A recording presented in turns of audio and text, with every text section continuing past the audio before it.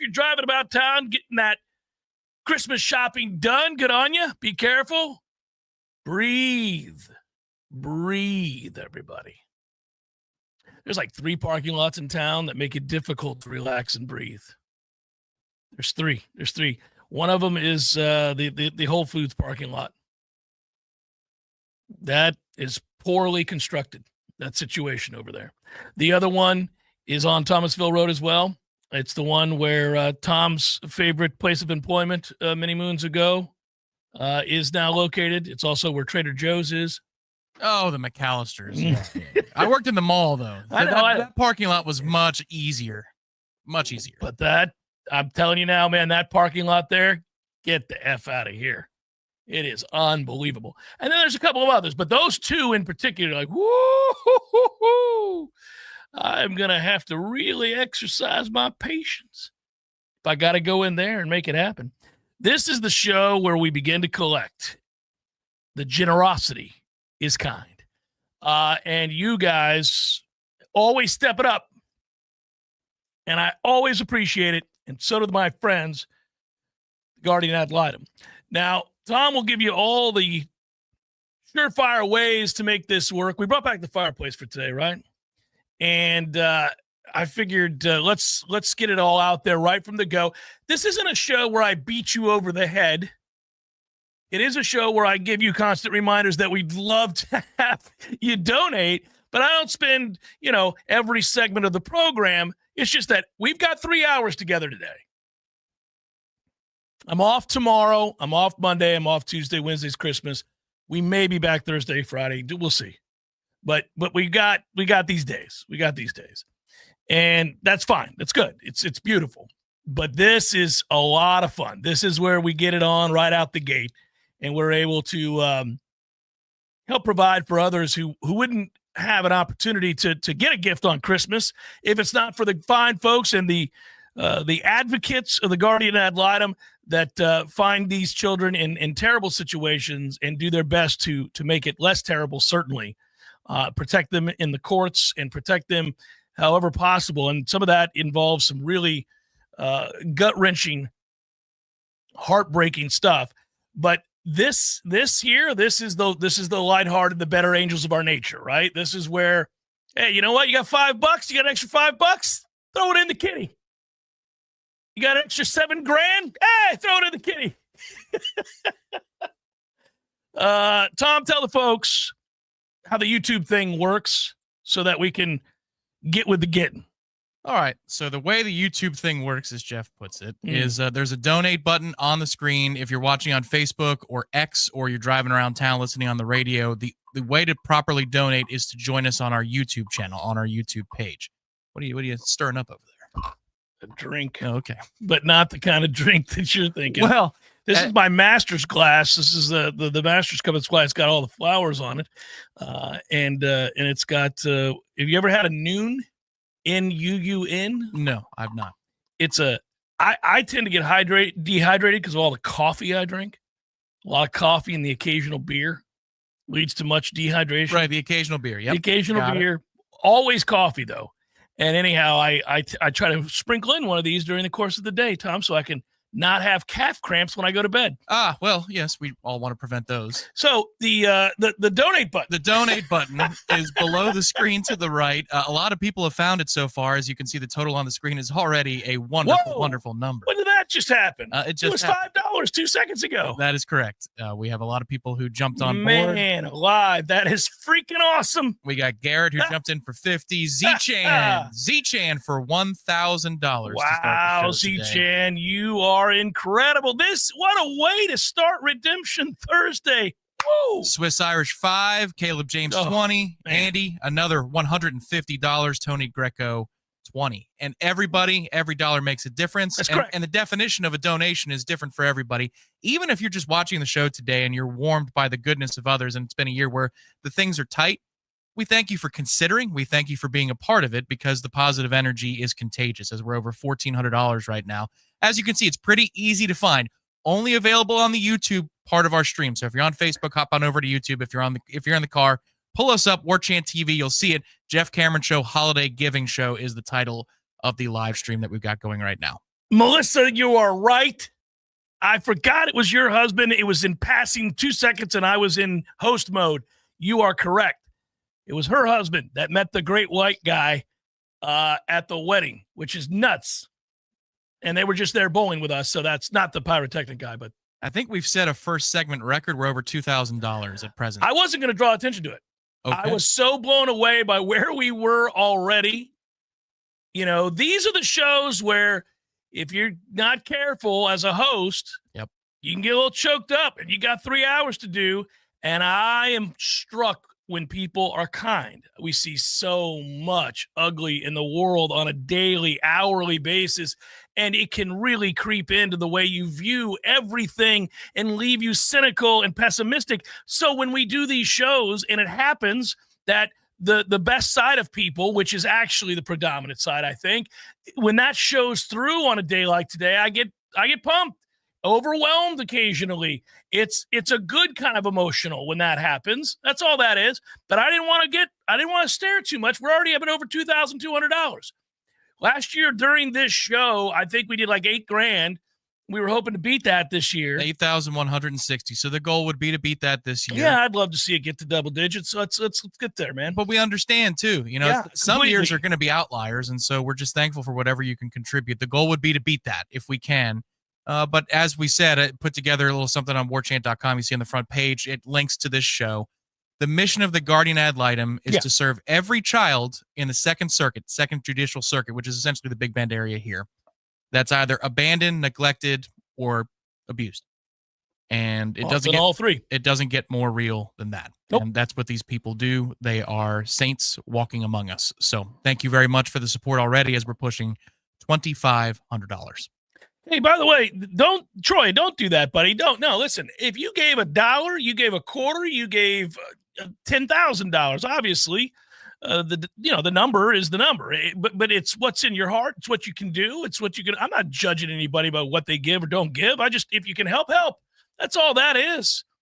Everybody, different circumstances, different walks of life, different times things are going on in your life. Man, I get it. Nobody judging nobody here. If you got $1 to give today, please do.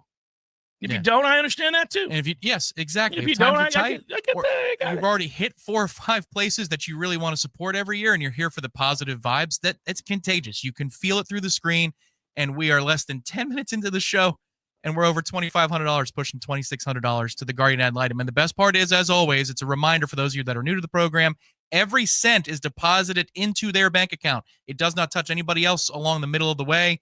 YouTube/Google and the Guardian Ad Litem have synced up, and all this is a direct conduit to the Guardian Ad Litem of the Second Circuit. So every dollar, every cent you donate goes directly to this most worthy cause. Well, that was the part I wanted to talk about, because I know people rightfully have to be very careful with the groups that they help, the charitable groups that they help. We all want to do. I think most all of us are involved in something, right? I mean, everybody's got a cause du jour, something that is close to their heart, something that has affected them, something that they want to be in partnership with to help out.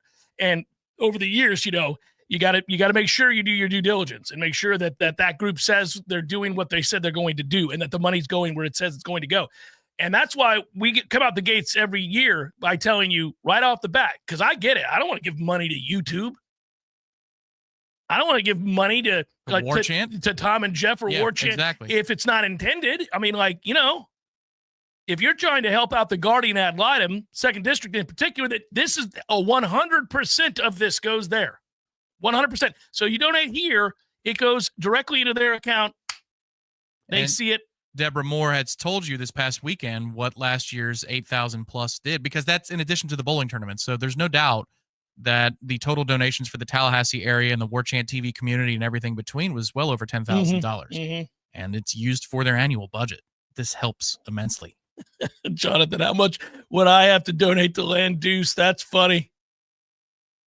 Well, Tom might know the answer. Is there a specific number that he needs? I can put you on a text chain with a couple of people who might know the answer to that. Yeah, I can forward you to somebody. They're busy right now, but yeah, I can only imagine. Let's have fun with it. All right, so I sent Tommy my picks, and Tom, if you got to do the crude version because you were busy doing other stuff, I get it. I was building this fancy little setup here. Yeah, no, I got it.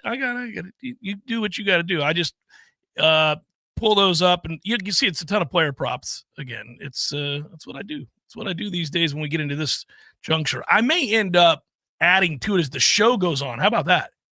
Might add some playoff wagers. Lee Sterling is going to be with us in the second segment. Now, obviously, Lee joins us. It's pre-recorded on the days that he joins us. He does in the morning because our time conflict. But that doesn't mean you just can't keep donating all along. I mean, you can go ahead and do that while you're listening to Lee. I'll be posting intermittent updates as these segments, that particular pre-recorded segment runs. Which is nice. Okay, so the wagers look like this. Keenan Allen over 70 yards receiving at plus 180. Let's go. Bucks Cowboys over 48 at minus 110. Bucks over 24.5 points, Tom, against Dallas. That is minus 130. Baker Mayfield over 250 yards passing. You think I got some action on the Bucks Cowboys game? That's a plus 140. Okay, gets that secondary. Mike Evans over 90 yards receiving at plus 185 is a good deal. Jalen McMillan over 40 yards receiving at plus 105. Got some action on the Bucks Cowboys, ladies and gentlemen. Lord. Maybe we'll meet up. Oh no, I'll be seeing my folks. Yeah, you'll be out of town. Meet up on Sunday night. Yeah. Every play you'll be checking your notes. Okay, that was good for me. That's bad for me. It's hilarious. But I would already be glued to the game, and now I'm like, oh, we're all in. Pizza money abounds in the Bucks Cowboys game, so we got to keep that up.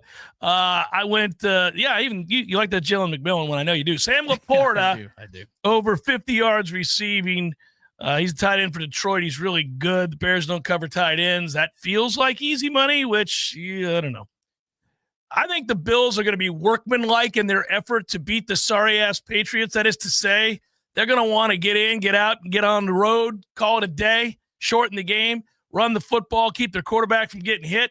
So I think they rely heavily on the run game this weekend. Give me James Cook over 70 yards rushing plus 100. By the way, Tom, I had a question for you. Lord, you got to answer these player props. Oh, well, yeah.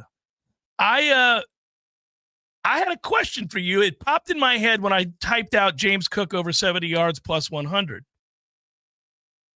We need to compare and contrast. Is it possible James Cook is going to finish with a much better career than Dalvin Cook? He's on pace to contend, but Dalvin did start really, really hot. I think people forget, because I think when Dalvin came crashing down, he came crashing down. Yeah, like it was Dalvin was really good. Holy moly, look how good Dalvin Cook is. To it doesn't look like they're giving the ball to Dalvin as much anymore. To Dalvin's basically out of the league. He's on the practice squad in Dallas, right? Yeah, which is funny because was James committed to us briefly? For like maybe millisecond, and then went to Georgia. Yeah, he went to Georgia. Maybe he never was, and we were just a finalist.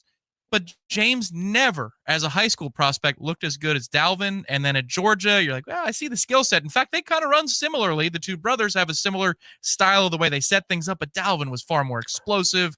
And yet here we are at the professional ranks, and here goes James. I thought that they looked different in that listen, James is pure speed. Yeah, he's pure thinner speed. than Dalvin, much leaner. But the way that they would approach and bounce and press, there was some similar characteristics. Yeah, there. Dalvin's ability to set up a run. Dalvin had the thicker legs. He kind of shifted. It's like a faster version of Emmitt Smith in a weird way. But yeah, there was that vision and the patience and all of it. I just realized that James Cook is still out there getting it for Buffalo and doing really good things every week. And I thought, I wonder if James is going to end up having a better career. So James right now is at 2,500 yards, just a little under 2,500 yards rushing in his career, and 850 receiving yards. Right. Dalvin, 6,200.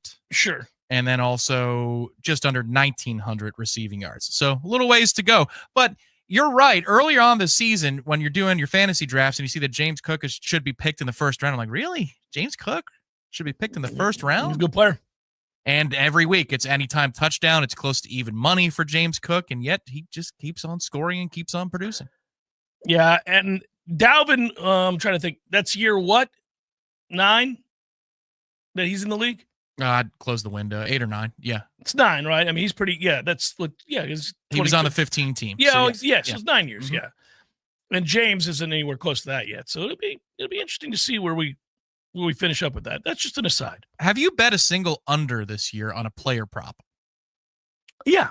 Yeah, I absolutely have. I try to find. Listen, I've noticed the trend. I don't know why they do this, but when it comes to the player prop game, you tend to find your real values in the overs on receiving yard, like Mike Evans, who they're trying to get to 1,000 yards, is going against one of the worst secondaries in the league. Baker is on fire. The offensive line is on fire. They're going to force feed the ball to Mike Evans. Now, that number, plus 185 on the 90 yards, I'm just breaking in and kind of giving you my reasoning on this. That's a flexible number. You can go to, like if you're at DraftKings, you can go at 80 yards, 70 yards. It just changes the odds. But they give you a menu.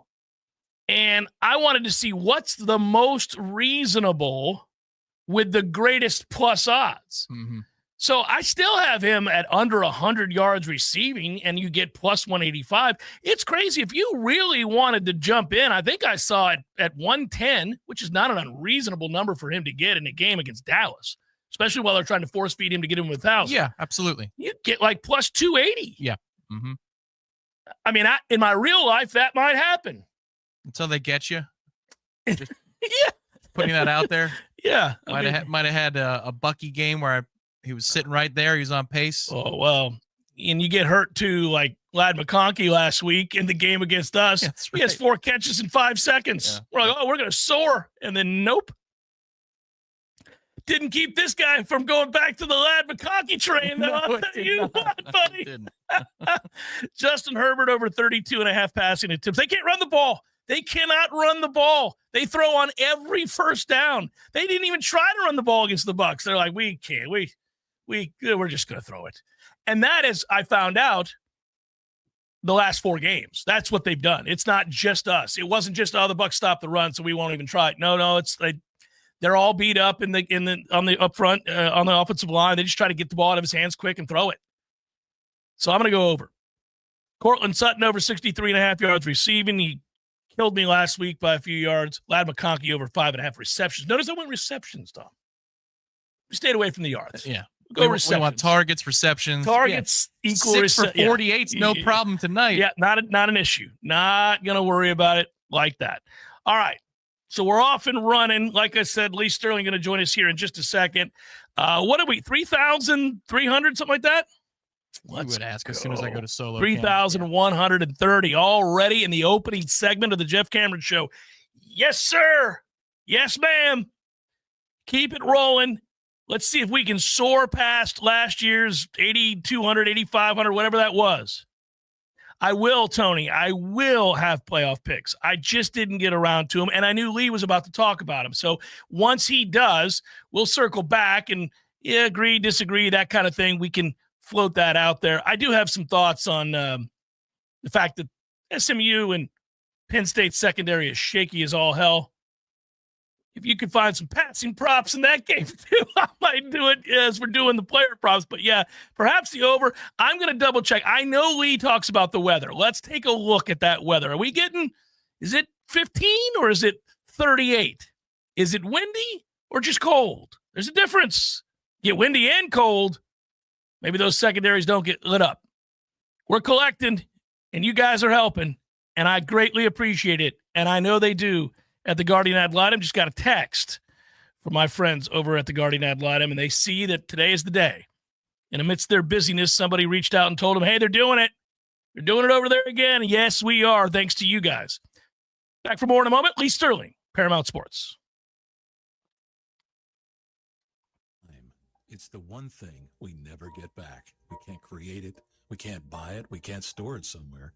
Once it's gone for good, which makes it the most valuable thing we have. The only real question is how we spend our time.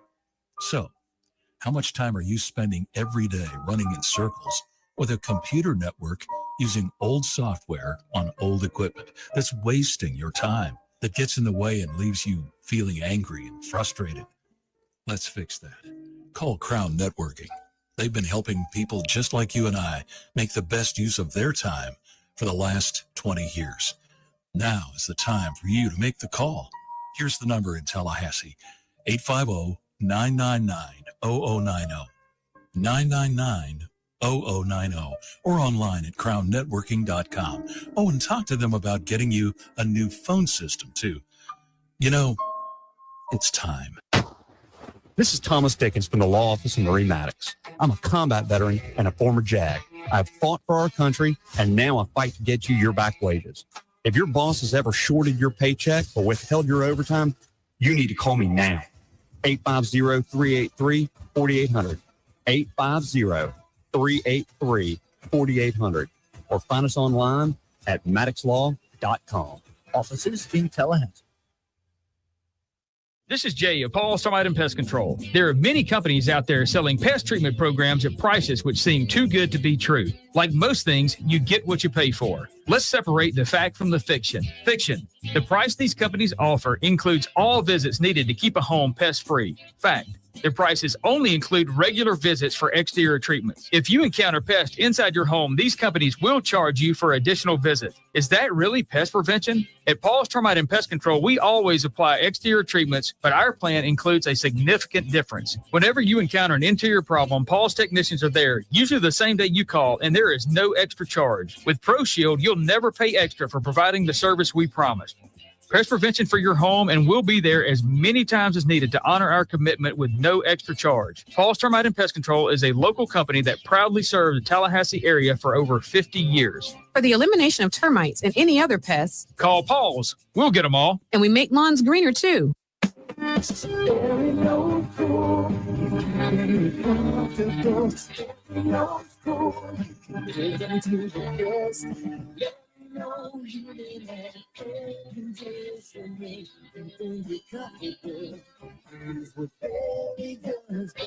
No matter how busy life gets, your home is the place where your family and friends show you they care and celebrate with you. That's why the professionals at Barano Heating and Air Conditioning always make sure your home is comfortable. Just like those who matter to you most, Barano will always be there for you.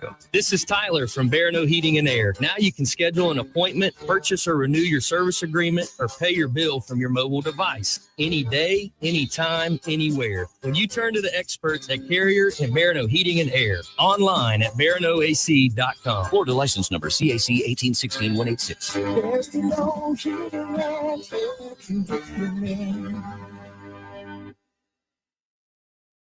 Science-backed, technology-tracked, and coach-led. Hey, Jeff Cameron here. You've heard me rave about the benefits of Orange Theory Fitness and the proven track record of science-backed interval training. Well, now Orange Theory Fitness has done it again, adding more ways for you to improve your health and look your best. In addition to the always great standard workouts, OTF has added Tread 50 and Strength 50 for those in the mood to just lift for an afternoon or attack those cardio goals for the day. Take the guesswork out of exercise. Make sure you're getting the most out of each and every workout. Orange Theory Fitness, location Midtown Tallahassee and Village Square Boulevard.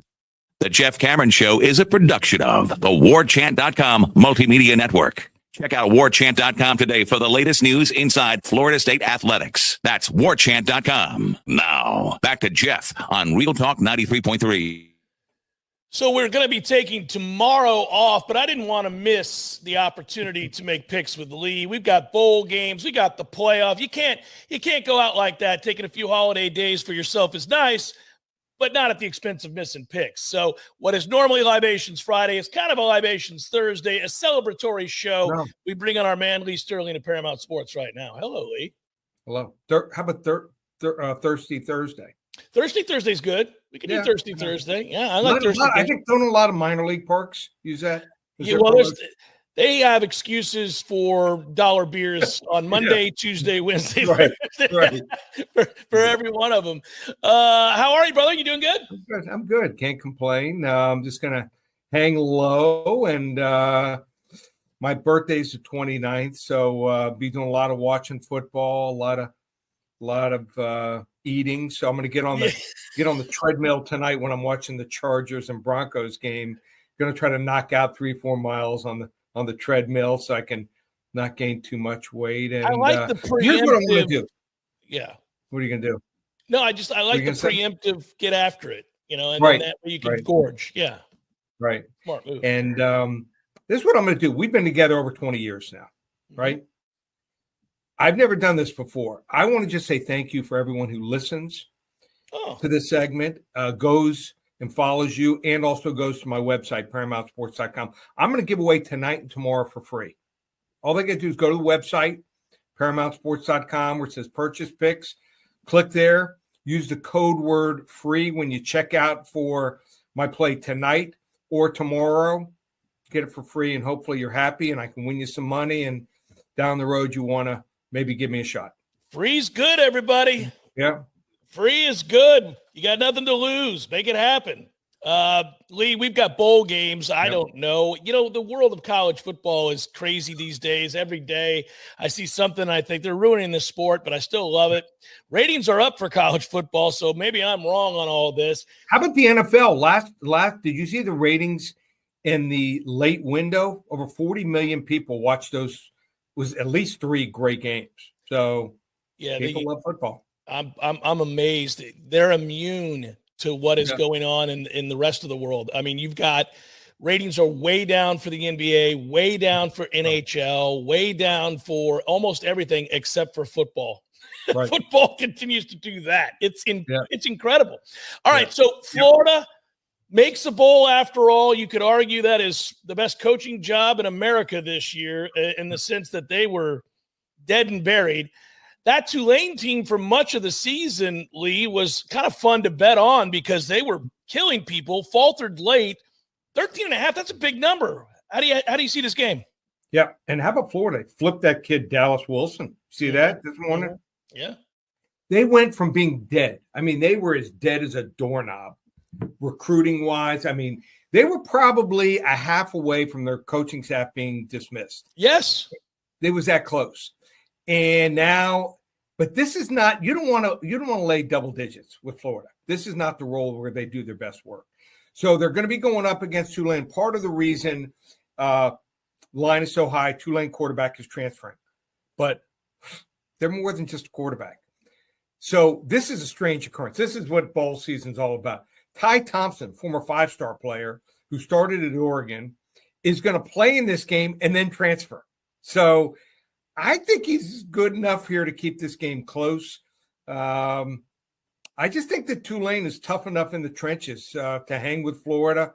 I'm calling for the upset. Why not here? It's going to be a crazy bowl season. I like Tulane here, 35-30. Does Miami care to play this game that they're going to play? Yeah, they're going to try to put up numbers. I'm just curious because this was a ACC championship or bust kind of year. Right.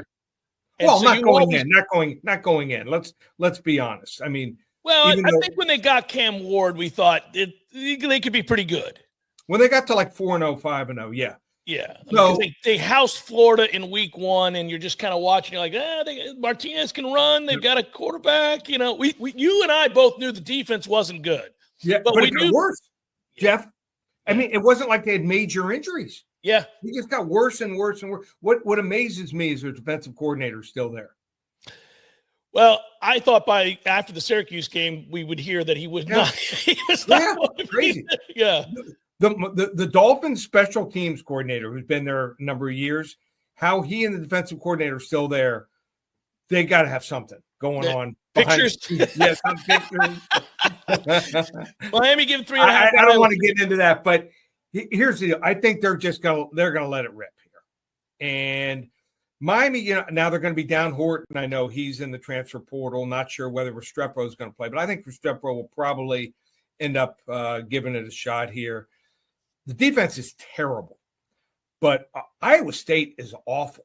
Cam Scatterbo looked like he was John Riggins, Larry Zonka, and Mercury Morris all in one in that game. They couldn't stop him. There is no way they're going to stop this offense. The total is 55.5. I got Miami winning this game 52-48 here. Too close to the line. Let's go over 55.5. I like that. I was just going to say this screams go over. In fact, I'm going to make you the bet the second we're done. Penn State minus 8.5 against SMU. This interests me for a lot of reasons. It's a playoff game, but the other reason is that SMU's secondary isn't good. No. And either is Penn State's. What's the total of this game? I know the number is 8.5. There could be a lot of points in this game. Could be, but here's the deal. It's going to be cold. It's going to be high teens, low 20s. And a little bit different being cold in Dallas and being cold in the mountains. So my daughter's actually in New York City. Is going to be driving with her boyfriend, a Penn State grad, to the game. So I'm like, okay, take those hand and feet warmers. It's going to feel colder than when you go skiing, honey. So the problem here for SMU is they got speed. Speed when you're cold, not the same. I like Kevin Jennings, 22 touchdowns. I like Brashard Smith, over 1,200 rushing yards.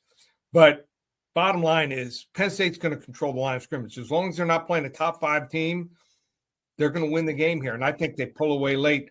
They, as a favorite, 6-0 against the spread here. They did lose to Ohio State in that game, but I thought the play calling was awful in that game. I think they're going to open it up here because their backup quarterback hit the portal and throw the ball more. I think they pull away late and double up SMU 32-16. SMU's Cinderella season ends. Texas and Clemson, were you surprised by how big this spread is with the way that Texas has played kind of down the stretch? I haven't loved what I saw from Texas late in the year, but your thoughts on this game? I agree. A couple things. Brock Ewers, I think, is hurt. I don't think he's 100%. I agree with you. He doesn't look like the same player. Yeah. You don't just all of a sudden, and I'm not just talking about confidence-wise. He just his reads, delivering the ball. Sometimes the difference, and we're talking about a split second, is the difference between an interception and a touchdown. Those were touchdowns early in the season. Now they're interceptions. And I think they should have gone to Arch Manning, but I think they're going to finish this thing off here unless he gets hurt, and it may not go well. Also, you look at the numbers. We have a large body of numbers to look at. Texas, 106th in red zone scoring percentage at 134 teams. What that tells you is when the field shrinks, tougher for them to score. And they don't have that one guy who can make a play running the ball or catching the ball that can break a tackle and go the distance. They can get first downs. But I think Clemson's just going to try to keep everything in front of them. Cade Klubenik, not great, but third in the country, touchdown passes, 33 touchdown passes. It wasn't the offense that was the problem in that game against SMU. Defense gave up a big lead. I think his receivers, freshmen TJ Moore and Bryant Wesco, have improved as the season progressed. And Phil Maffa, I would not want to tackle this guy. They list him at 6'1", 230. I think he's like maybe 6'2", 245, and he can get it going here. And I also don't trust their offensive coordinator for Texas, Kyle Flood. He's a Greg Schiano protege, just a little too conservative, whereas Garrett Riley for Clemson, sometimes he'll let it fly here, maybe come up with a trick play. I think Texas escapes 20-16, looking more of a low-scoring game, and I think you take the 12 points in Clemson. I like it. That's the angle I had as well, Lee. We are in agreement there. My Bucks are on a roll. Probably played the most complete game in the NFL last week against the Chargers. Dominated in the second half. Now they get Dallas. You worry a little bit about this game because, again, they only have a one-game lead over the Falcons, who are making the change now to Penix. I wanted them to stay with Cousins because he sucks. But you got to win this game if you're the Bucks. You're giving 4 against the Cowboys. Your thoughts? I would have been a little nicer. I would have said he's washed, I mean, he had so many passes blocked, by just line at the line of scrimmage. I think he's hurt too, though. Clearly, he doesn't look right. Yeah. He's, like week 2 to week like 7 or 8, he looked pretty good. Yeah. And then he can't. I know his Achilles last year. It looked like he was getting better, but he can't evade anyone. He can't evade the rush. Right? He can't evade, but I think something's wrong with his arm. I'm not, he has a decent to good arm when he's right, and he doesn't look right now. He can't fit it in there. Yeah, he might have just, sometimes you get a dead arm. Yeah. So that's what my baseball coach used to think after I got to the second or third inning, I had a dead arm. Dead arm. All of a sudden, I started getting hit. But here's the thing about Tampa Bay, their offense. Their defense is banged up. But what did they do last week? Put up 40 points, produced 506 total yards here. I think this Dallas secondary is really vulnerable here. So as long as he gets enough protection, I think they'll be fine here. And Dallas just got the perfect matchup last week. I think this Tampa Bay front seven will get enough pressure you get enough pressure on Rush, he'll throw you, give you at least 2 interceptions here. I like Tampa Bay, high scoring game here, 38-30. Notre Dame and Indiana is your free play. I don't know why I feel like this is going to be a close game. I don't know if you do or not. We'll find that out. People can call and get your play, 800-400-9741 for sure. I kind of like this matchup for Indiana in a weird way. Not saying I'm picking them. I just think that there are other teams in this playoff that they had no chance against. Right. I feel like they kind of have a chance against Notre Dame, even though Notre Dame's buttoned up. If folks want this game, Lee, how do they get it? Just call 800-400-9741. Give it to them for free, 800-400-9741. And like I said, just my way of saying thank you and happy holidays. If they go to the website, ParamountSports.com, give them Thursday and Friday for free. Hopefully I can win for them. And you want to come aboard for the rest of December or through the Super Bowl or any one of our other sports. So want to wish you, Jeff, and your family and staff and all the listeners out there a happy, healthy, and a safe holiday. Same to you, Lee. I always enjoy our segments, and it's been great to become your friend over the years. We've gotten to know each other really well. I hope you have great holidays. I'll talk to you again real soon, brother. Okay. Take care. See you, buddy. Take care. Lee Sterling, Paramount Sports. Normally it's a Friday deal. We're off tomorrow. Wanted to make sure we get our picks in. We got them in. There they are. We'll come back, talk about that momentarily. It's the Jeff Cameron Show, 93.3 Real Talk Radio and Warchant TV. News now. A prominent Tallahassee personal injury lawyer is facing a felony charge for alleged sexual misconduct. William D. Hall Jr., 71, was arrested last Friday on a criminal solicitation charge after an undercover operation involving police pretending to be in a family with 2 children. The case will move forward to a trial. Hall had been emailing back and forth with an undercover agent since 2021. The agent posed as a person who was a part of a family who engaged in a naturist lifestyle, with a family made up of 2 adults and 2 children under the age of 13. He communicated with the agent numerous times over the course of 3 years. After learning the ages of the family during his first communications, the agent then asked him what he was interested in. Hall sent a nude photo he took from the chest down inside his office. He was arrested in the parking lot of his law firm on North Monroe Street last Friday. He was released shortly after on a $5,000 bond. This is Rachel Lene with your Real Talk 93.3 local news update, brought to you by Macklemore Systems, Tallahassee's go-to Mac store. Check them out online at MacklemoreSystems.com. This is meteorologist Paul Trombley with your Real Talk 93.3 weather update. A mix of clouds and sun this afternoon with highs around 71. North winds 5 to 10 miles per hour. Partly cloudy tonight, lows dip down to about 44. Bright sunshine tomorrow. High temperatures reach up to 64. Lots of sunshine and dry Saturday and Sunday, low 50s. Saturday, upper 50s by Sunday. This report is brought to you by the Lawn Johns. For all your landscaping and lawn care needs, visit thelawnjohns.com. Right now, it's 68 degrees. Games for Less, Tallahassee's largest selection of new and used games, as well as new and used consoles like Nintendo, Super Nintendo, Atari 2600, PS4, and PS5. You name it. Locally owned and operated since 1994, trade-ins are not only welcome, but Games for Less pays more for your trade-ins than the big chain stores. That's not all. Games for Less now buys and sells new and used vinyl records to boot. George loves the Beatles, by the way. Reserve all the new releases today at Games for Less, conveniently located in the Walmart Supercenter Plaza on Appalachian Parkway.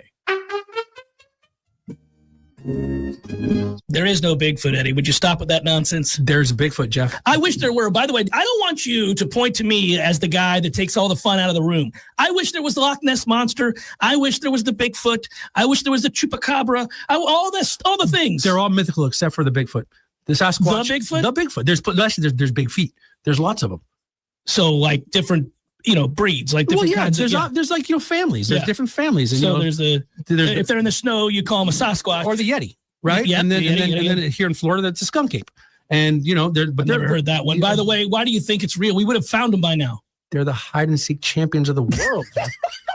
Nobody finds the Bigfoot. I think you believe in Bigfoot. I do believe in Bigfoot. You don't believe. I believe in Bigfoot. Don't tell anybody you believe in Bigfoot. I would go look for Bigfoot, but he scares me. Gordo's, bringing the flavor and flair of Cuban food to Tallahassee since 1996.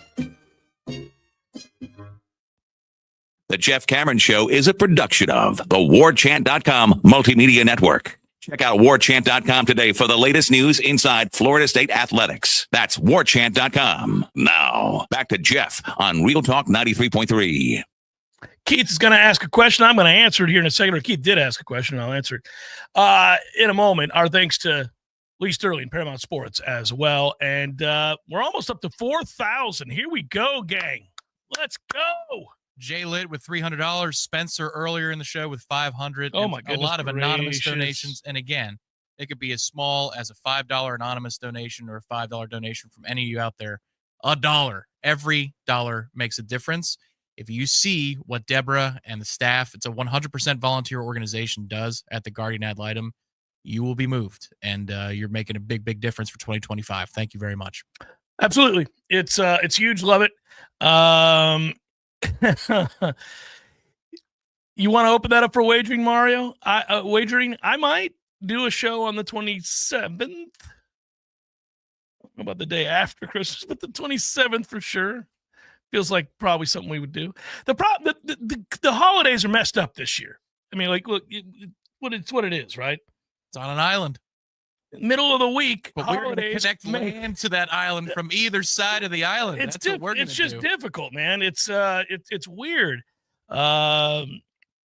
Donald, my man, tried and true. They've been so good. Speaking of great in the community, great to help it out. I'm going to see Donald tomorrow. Should we be worried about the portal misses? A little bit. Listen, I want to give you my perspective on this portal stuff. And I think I have been pretty consistent with this. Going back to, I mean, some of the days when I'm doing headlines with Corey and Ira, and Corey is over here saying, oh, well, they're going to bring in like 50 people, 40 people, and it's like it's going to be so easy. And we go back and forth. And Tom and I have had this debate too. So I've been consistent across two shows. Yes, we agreed on numbers that they were going to try to bring in a lot of people. But my answers to that, anytime this comes up, has been, it's not going to be that easy to recruit to a place in which the coach doesn't have the new car smell and he's in year 5 coming off of a 2-10 season. It's not like a new coach at a new place that gets the bump. Now, he got cheated out of the bump for a different reason in the past, but he doesn't now get that. Just because you need these kids, just because you want to bring in a lot of people, doesn't mean it's going to be that easy. I think just the idea that you were opening up your doors to the possibility of bringing in 25 kids in the portal didn't mean that they're going to be like, well, don't mind if I do. I'll make my way down to Tallahassee where things seem to be going swimmingly. That reminds me of we once had a GM who said, hey, let's just put an ad out on the radio that says, we want sponsors. Hey, man, how about you get in your car and go sell something? And you go ask for sponsors to join our program instead of putting out a 30-second spot. I agree to that end. But the thing is, with this window, I think this is the one where you're more choosy in the spring window and then subsequent little temporary windows. If a coach, let's just say Ryan Day gets fired because they don't win the national championship or they get bounced by Tennessee this weekend. Well, now you got a 30-day window for a backup out of Ohio State or two that you might like, or somebody takes a job that made the playoff as an at-large and they take another job somewhere else. There are all these little sub-windows that open up. I think you backfill and you get to the number that you might desire in mass, but in the winter portal, this one right here, you have to be a little bit more picky. And if that means you lose out on a kid like Kittler or a kid like Nichols, then okay, but the larger goal is still there. Once we get to spring, you might see maybe a larger group of kids come in, because then also you'll have more on whether or not 105 scholarships is going to be the reality as long as the House settlement goes through. But again, I want to point out that while I agree with the thought that you're going to be more picky, they aren't losing out because they're being more picky currently. They're losing kids because kids are choosing to go elsewhere. They've come to visit here for a reason. They're bringing them in. Yeah, they're going to assess them, but they already know what they are as a player. They didn't have them come in so that they can just say, hey, let's have lunch. They're trying to get them to say yes when they're here. They're trying to say get them to say yes at a certain number, I think. And I there's a fine line to walk there between saying they don't have the resources and they're not going to spend a ridiculous amount of money on a kid completely who is agree. Replacement level. I've already said they're not being cheap. I want to make sure that people don't mistake what I'm saying or that you're talking about as Florida State doesn't want to spend or doesn't want to go all in on what's necessary. No, they're as competitive as anybody is right now in this space. And they have to be very aggressive. They know they have to spin their way into this situation. So they're not being cheap. They're putting out offers that are where they need to be. And I'm just going to tell you that it's hard to get people to say yes to 2-10, to a head coach who doesn't have any momentum. You and I and every other Florida State fan, let's say, that likes Mike, are prone to say when these debates happen about what that season a year ago represented, and we'll update in a moment, and all of that. And we will quickly say, listen, it's not like the guy forgot how to coach. They just got done winning 19 straight. It's not like the guy didn't know what he was doing and couldn't prove to you that he knew what he was doing. They just won 10 games followed by 13 games. Right. And they just went 2-10. And the latest data points are 2-10. And kids have options. And everybody's in the portal now in a way that they weren't. Everybody's spending now, and they have money because of the upcoming house settlement that you're talking about. They're spending money they don't currently have because they know they're going to. So they're spending money that they know they're going to get down the line right here, right now. They're front-loading everything. It's the most competitive the space has ever been since the portal became a thing. And you're competing in the most competitive space that they've ever had after going 2-10. You're going to whiff on a lot of guys that you want to bring in, that you're trying to sign. You're just going to. Now, that doesn't mean you won't get to the number. You're right. You're going to get to the number. This is why you and I had the diatribe on the show we did last week, whatever it was, where I was saying, hey, look, man, I'm going to judge him on a lot of levels here. Not just whether or not he can turn this around. I'm judging him right now. Are you going after the wrong guys? Are you going after guys you have zero chance to get a yes from? You're wasting your effing time when you could have gone and got a kid that's a step below that doesn't have a gazillion offers yet, and you can get him at a cheap price because you know he would jump. This is where I would lean on Herb Hand in the instance of Marshall and Kittler, for example, two players that just got done playing with him. All right. And I would think if we have to have a player from UCF, we have to have him to advance our offensive line to a place that we want to go. Herb would say to Norvell, and so would Malzahn for that matter. They'd say, look, man, I know. This is about an extra $100,000 that we want to spend, but trust me, if you're trying to turn this thing and flip it into 8 or 9 wins, you're going to need this player. So let's spend there. Or they could tell you, what? He wants how much?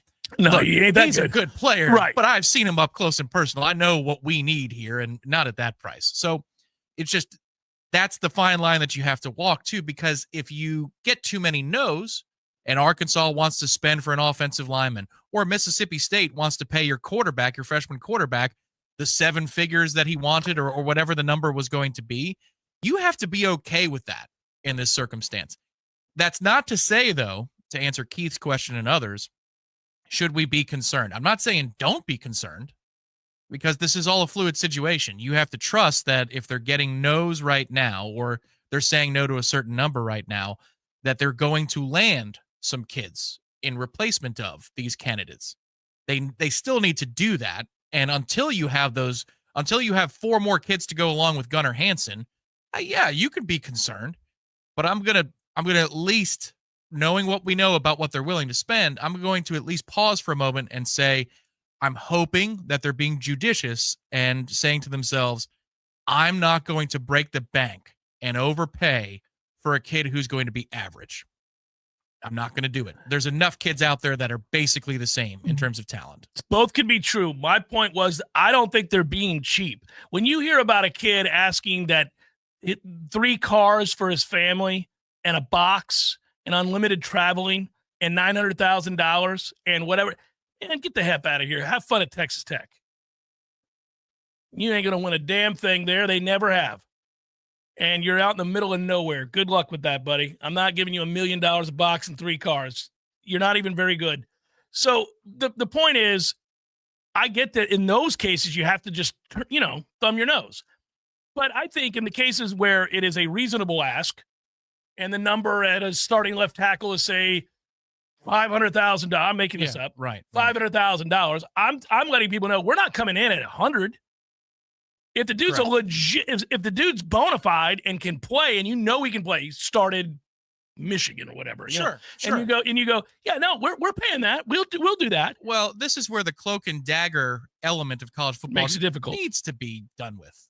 I mean, I know that some outlets are efforting to get the exact numbers out there, but once we get into this post-house settlement world, it really should be open knowledge as to what the agreement is with the universities and players, because you're setting a market price. Yeah, well, that'll happen when they're employees. It ain't going to happen now. Well, we need that to happen soon. But also, listen, and Troy Nolan and everybody else, I want to bring this up because everybody says the portal's ruined college football or that NIL has ruined college sports. No, unlimited transfers have ruined college sports. You cannot just willy-nilly go from team to team to team to team, quite literally 4 in 4 years. Get the hell out of here with that. That's called unlimited free agency. Doesn't work, doesn't exist in any sport, anywhere. Hour number 2 forthcoming. Stay with.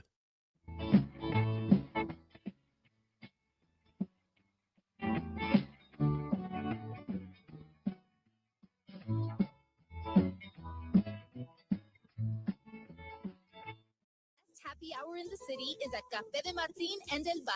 All day, every day, you can find great deals at Café de Martín while enjoying the best outdoor seating Tallahassee has to offer. Sip away on 2-for-1 house wines, chilcanos, and margaritas all day long, Monday through Thursday. Plus 2-for-1 pisco sours and margaritas on Fridays and Saturdays, and 2-for-1 mimosas for Sunday brunch. Come join us at Café de Martín, where every hour is happy hour, in the Esposito Shopping Center on Capitol Circle Northeast. Holiday shopping is easy this year. Just visit any Tallulah store and you'll find endless stocking stuffer ideas like vape pens, gummies, chocolates, topical cream, THC treats, and so much more. Treat someone with a gift certificate to one of our state-of-the-art weightless float pods or a night out at Tallulah's Kava Bar for those looking for an alcohol alternative, treats for under the tree, and stuffing for stockings. You'll find endless gift ideas at Tallulah this holiday season. Find a location near you at TallulahSmokes.com. TallulahSmokes.com. Hey, fans, our partner ISF Inc. is a national management and IT consulting firm located right here in Tallahassee, Florida, solving the future for state governments through strategy, process, and technology. As a trusted advisor for state governments, ISF knows the importance of defining a clear and detailed strategy. Our friends at ISF can help your organization create a strategy that sets you on a path to success. ISF, your vision plus our expertise brings your brilliant ideas to life. Visit ISF.com to learn more. ISF, solving the future. Honey, I'm home. We're in here, honey. So why are all my friends here? Have a seat, Dave. We need to talk about your problem. Problem? I don't have a problem. Dave, you do have a problem. A problem with your grill. Here's some pamphlets from Hearth and Patio. They are waiting for your call to help you upgrade your grill. If you or someone you know needs a grilling intervention, call Hearth and Patio today at 850-727-4282. That's 850-727-4282 or hearthpatiotallahassee.com. Dream it, plan it, do it. Brian Barnard's Flooring America offers a straightforward way to shop with our streamlined shopping. Finding the right flooring is simple. Visit our newly remodeled showroom featuring the Room to Explore shopping experience, where our knowledgeable staff will walk you through the steps. Our family has been serving the area since 1976 with a local staff of more than 35 people trained in flooring sales and design. We know floors. And we know styles. Let us help make your home timeless. Brian Barnard's Flooring America, where friends send friends. There's fun to be had every night at the Corner Pocket. Take home prizes on Trivia Tuesdays and Beer Bingo Thursdays. And kickstart your weekend with Martini Fridays. Plus happy hour runs every weekday and game day specials every time the Noles take the field. Watch all the best games at the Corner Pocket's Vegas Wall, featuring 560 inches of flat screen TV heaven. Oh, really? The best food, the best drinks, and the best place to watch all the games. Tallahassee loves the Corner Pocket. Coming up next, more of the Jeff Cameron Show. Live and local on Real Talk 93.3 WVFT, Greta, Tallahassee. Your Sports Flash update on Real Talk 93.3 brought to you by Fulmar's Pawn, Gun and Gold. More than you might expect with two great locations in Tallahassee. Jacksonville Jaguars football quarterback Trevor Lawrence and tight end Evan Ingram. Neither will play again this season, but head coach Doug Peterson did give some good news on each of those players, saying that Lawrence had cleared concussion protocol and underwent successful surgery to repair his left AC joint. Ingram also having surgery to repair the torn labrum in his left shoulder. Jaguars game set to play the Raiders coming up on Sunday. The Buccaneers are going to play Dallas on Sunday. Quarterback Baker Mayfield did not practice yesterday. He is dealing with a knee injury. Indications are he is likely to play, though, coming up on Sunday. This Sports Flash is brought to you by Fulmar's Pawn, Gun, and Gold. More than you might expect with 2 great locations in Tallahassee. I'm Matt Pauley on Real Talk 93.3. Thanks to Total Wine, you saved more on all the gifts for the ones you adore. Wines and beers all nestled on shelves. Got some advice from our helpful elves. Oh, so many gifts to explore when you go to Total Wine and more. Bottle so delightful, whoa. Price so amazingly low.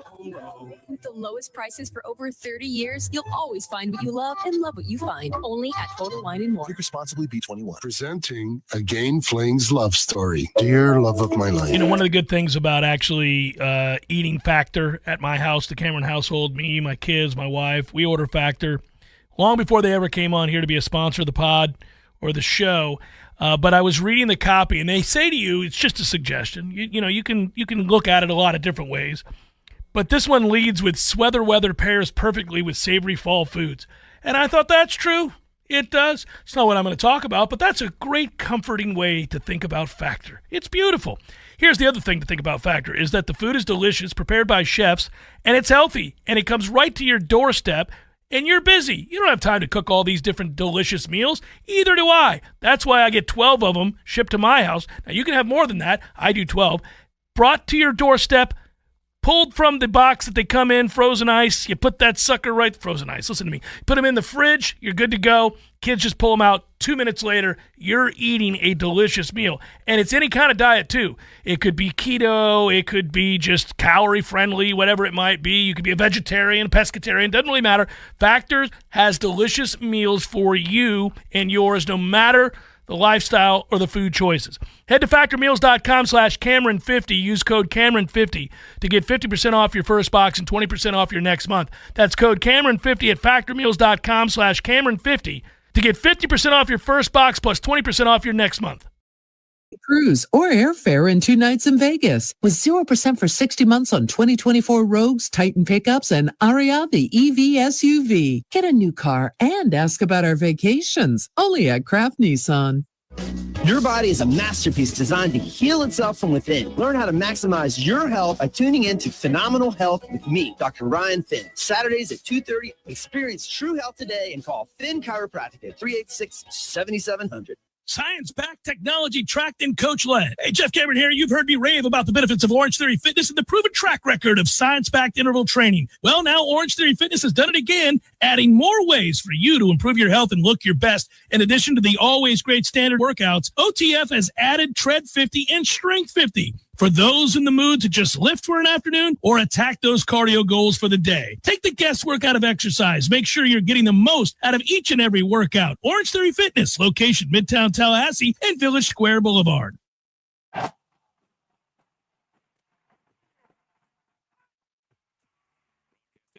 Florida's capital city. This is the Jeff Cameron Show, brought to you by Orange Theory Fitness on Real Talk 93.3. Now, stop what you're doing and listen closely. It's time for the Jeff Cameron Show in 5, 4, 3, 2, 1.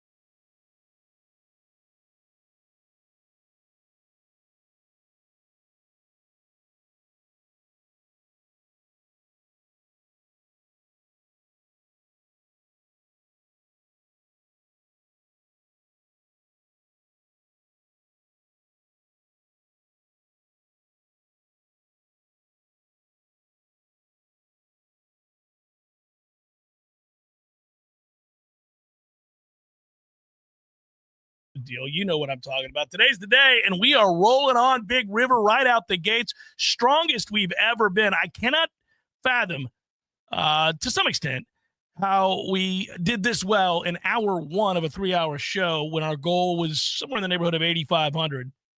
And here we are at over 5,000 in 1 hour. It is just a testament to you guys, your kindness, and your willingness to help out those who desperately need it.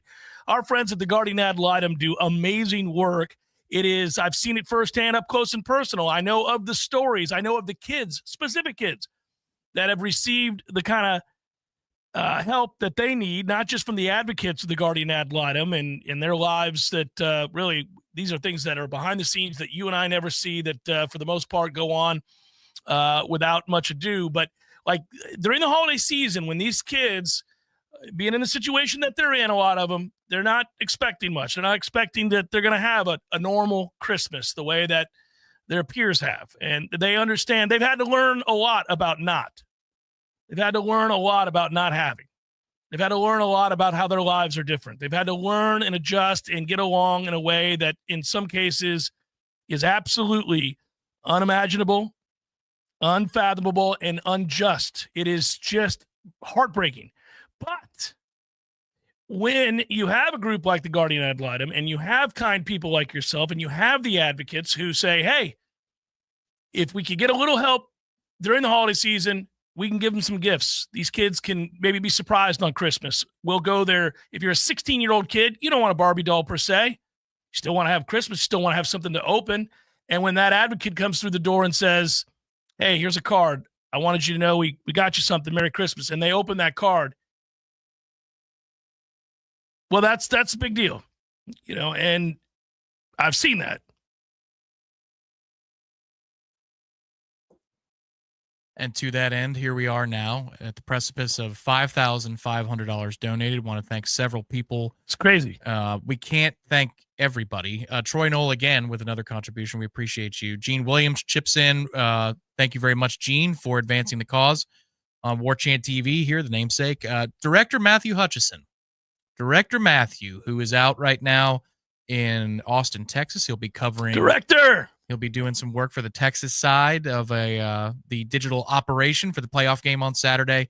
$500. My goodness, Director Matthew. That's fantastic, and we thank you with all of our heart, buddy. Look forward to seeing you and give you a big hug for that. Ohio Knoll, $100. John Avery, former intern of our program here. He was Director John for a brief time before the director namesake was handed out. Thank you very much. SRB, anonymous donations for hundreds of dollars. Just thank you so much. Nick, I see you there. Nick P. A lot of folks. Bakeman, Florida Go Knowles, just so many people who have helped chip in to make this thing now cross over $5,600 because Bradley just brought $200 to the party. Sweet. Awesome stuff. Thank you all so much. Yeah, we're pushing 6,000 here early in the show, so this is really, really cool, and I am pumped to see this. And again, another great illustration of your kindness. And hopefully we'll keep it going here. We got 2 more hours to go, just about, and I think it looks like anyhow we're going to soar past. Knock on wood. Looks like we're going to soar past the 8,000. So, you know what? We'll have a new benchmark for the next year. That's the hope. Every year, just set a new mark. Yeah, you get to a point where you're probably not going to be able to exceed it, but that's okay. Let's find out what that point is. What if it's 50,000? What if it's, you never be prepared. Woo-wee. How did that happen? Who do we have to give credit to? Jonathan Breimer. Not waiting around this year, Jonathan. $6,000 donated. That's unreal. Just now. That is unreal. Yeah, well, we're breaking all kinds of records. I can't even fathom what that means, man. That is unreal. Thank you, brother. Thank you so much. It was good to see you and get to know you a little bit this year, right? Dublin, yeah. Yeah, in Dublin. That's correct. Well, gosh, let's just keep soaring, guys. This is incredible. It's funny. Today, we were going to solve for the future with our friends at ISF. We just did. And this is the perfect segment. This is the ISF segment. It's true. We just solved for the future. We're trying to get to 8. Jonathan says, no. Here comes $6,000 for you guys. And go get your workout in, Jonathan. I see you. Go get your personal training session in. You got us well past 10K. Thanks, man. It is unbelievable, Jonathan. And your kindness Not only duly noted, from the bottom of my heart, greatly appreciated. I want you to know that. It is. It's just unbelievable. Cool. Hey, that would be so fun if you're in a position to do something like that. I think everybody, it's all relative. So if like Tom said, if $5 is a lot for you, or $100 or $1,000, whatever, you know what that number is. You know what the number is. How good it feels when you do it, right? And we've all done that. You guys in here today, I know you have, because you did it last year and you did it the year before and you did it the year before, and all these causes that we do. But I mean, I've had that moment where you're like, should I do this? And then you do it and you feel so good. I mean, that's sort of what you're hoping to have, that warmth wash over you during the holiday season. It's happening. It's happening in record fashion today. Put a smile on your face. I'll be honest, man. At some point, that number is going to get, like you said, to a place where you can run up against it, and you'll be happy to do it. I was hoping for 9 today. We're pushing 12 with an hour and 40 minutes to go. This is gonna be fun. I'm taking a picture of the screen to send off. To our friends at the Guardian. They're working today. Yep. And of course they are. And of course they are. And I'm going to send that picture of what we've raised up to this point to her now. So I know that she'll have a massive smile on her face. Woo! You all are the best. I tell you what, I'm going to have a couple of scotches tonight in celebration of our audience, of our listeners, of our friends in this community that are doing this. That's it's unreal. Yeah. And by the way, so the good news is here, live spectator, you can't fake these. These go straight in. Those funds go straight in. So it is connected to, we had a question about this during the break from Brett, and it's good. Verify these things. We encourage. Absolutely. He says, why does it say CA2? Well, that's Child Advocates 2, the parent corporation, well, not corporation, the parent charitable 501c3 for the Second Circuit. So CA2, Child Advocates Second Circuit. This is the Guardian Ad Litem Second Circuit. That's right, GALF2. GALF, like golf with an egg, GALF2.org. Go look it up. Go read that stuff. Look at everything you have. They've got the FAQ there. They've got where you can donate. You can contact them. You can do it all. The About section will tell you. Formerly, that was the name, but that's the name they've listed with Google Charities, and that's how the bank account talks to your donation. And good for YouTube and Google. On this day, they will always get their pound of flesh if in most circumstances. They turn off all processing fees. Yeah. They turn off everything, and it just goes from you as you donate on your phone or your computer straight to the bank account of the Guardian Ad Litem. So this is fantastic. Did you see the fake punt last night that UNLV pulled off? I did not. It's awesome. So I don't know if you've ever done this when you watch football games. Occasionally you'll see a play and it sparks an idea, or you'll see somebody attempt something that doesn't work and you think, that's actually genius. They just screwed this up or did this, or what if they were to add this wrinkle? I do it with fake field goals. I do it with fake punts. Over the years, I've sat and watched games and thought, that's a good time to fake. Here's what I would do. And I have it in my head, or I've even drawn it out just because it's fun. It's like drawing plays is kind of cool. If you've ever, everybody's got somebody like this in their family that is artistically inclined and can actually draw. I can't draw at all, but football plays, you don't have to be able to draw, which I love. My brother, John, can really draw. Like, he'll draw houses and plans and stuff, just freehand. I'm like, damn, that's pretty cool. He's like, yeah. And he's just doing it from his brain. I can't do it at all. I'm a stick figure guy. But football plays. That means you win at Pictionary. Yes. It's succinct, straight to it. Yeah. But here you go, man. When you draw football plays, you don't have to be artistically inclined. And so I've always just grabbed napkins and thought, you know what? Send him in motion here. You go here. Yeah, and it's fun. Last night's UNLV fake punt was a masterpiece. They invited the rush. They were down 10-6, I think it was at the time, against Cal. UNLV beat Cal, for those that didn't stay up and watch that game. They invited the rush. So they're punting. They're way deep on their own end. It's a perfect time for a fake because there's no way you thought a fake was coming. And they just let it. It's like almost like what you do when it's a screen to the back, fullback, middle screen, or whatever it is. They're rushing the punter, and the lineman just stood there. And before the rushers realized, oh, wait, this is too easy. Because your brain tells you, like, oh, that shouldn't happen. Before the rushers realized it, the punter charges towards them as they're running to him. And he's running to them. And they just snuck a little guy behind him and went, boop.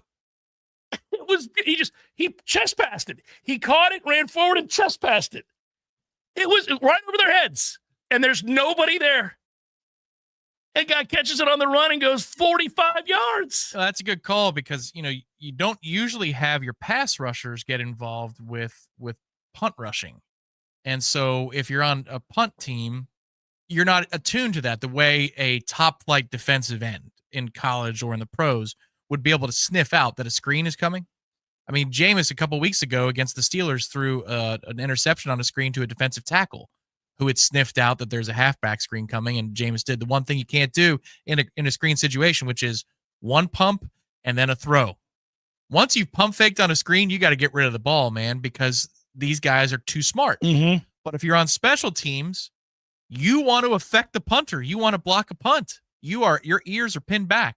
So it's a great time to call a play like that. I have not seen it, and I see in the chat that there's some thought that it's one of the better ones that you'll ever see. You'll see it during the break. It's all over YouTube, as the person pointed out. When we go to break, I'll pull it up. It's fun. You're going to like it. When I was watching it, I love things like that. I'm sitting there watching that. It was like, I almost texted you.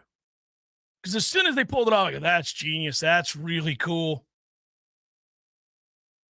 And you would not have expected it. In that rush, the moment I watched the replay several times, there are a couple of guys on that front line that are rushing the punter that kind of realize we've been had. It's got to be the biggest blank moment. I hope he said that. We've been had. Turn around. Screen. Run for the hills. We've been had. It's a setup. It could have been that they all only had time to do the Goodfellas. Oh, no. It's actually more merciful in the way he went in Casino. Oh.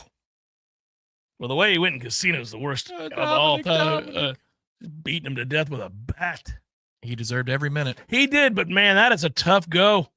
You watch your brother get beat to death before they beat you to death? Yeah. Yep. With a bat. And then just the dirt. Oh, and you're still alive and the dirt's being thrown on you? Man. That's hatred. That's beyond a hit. It's earned. That's an earned way to go. That is beyond a hit. Mm-hmm. But the one in Goodfellas, he just opens an empty garage door and he's like, oh. Yep. That's what this was last night. Much more humane. I think those guys had enough time to go, oh, man. And turn around, asses and elbows. Asses and elbows the other way. That's all you got. It was like a mad rush to the punter. Oh, damn it. There is somebody standing there. I knew it. He looked a little too excited. The young man. He was like, smiling.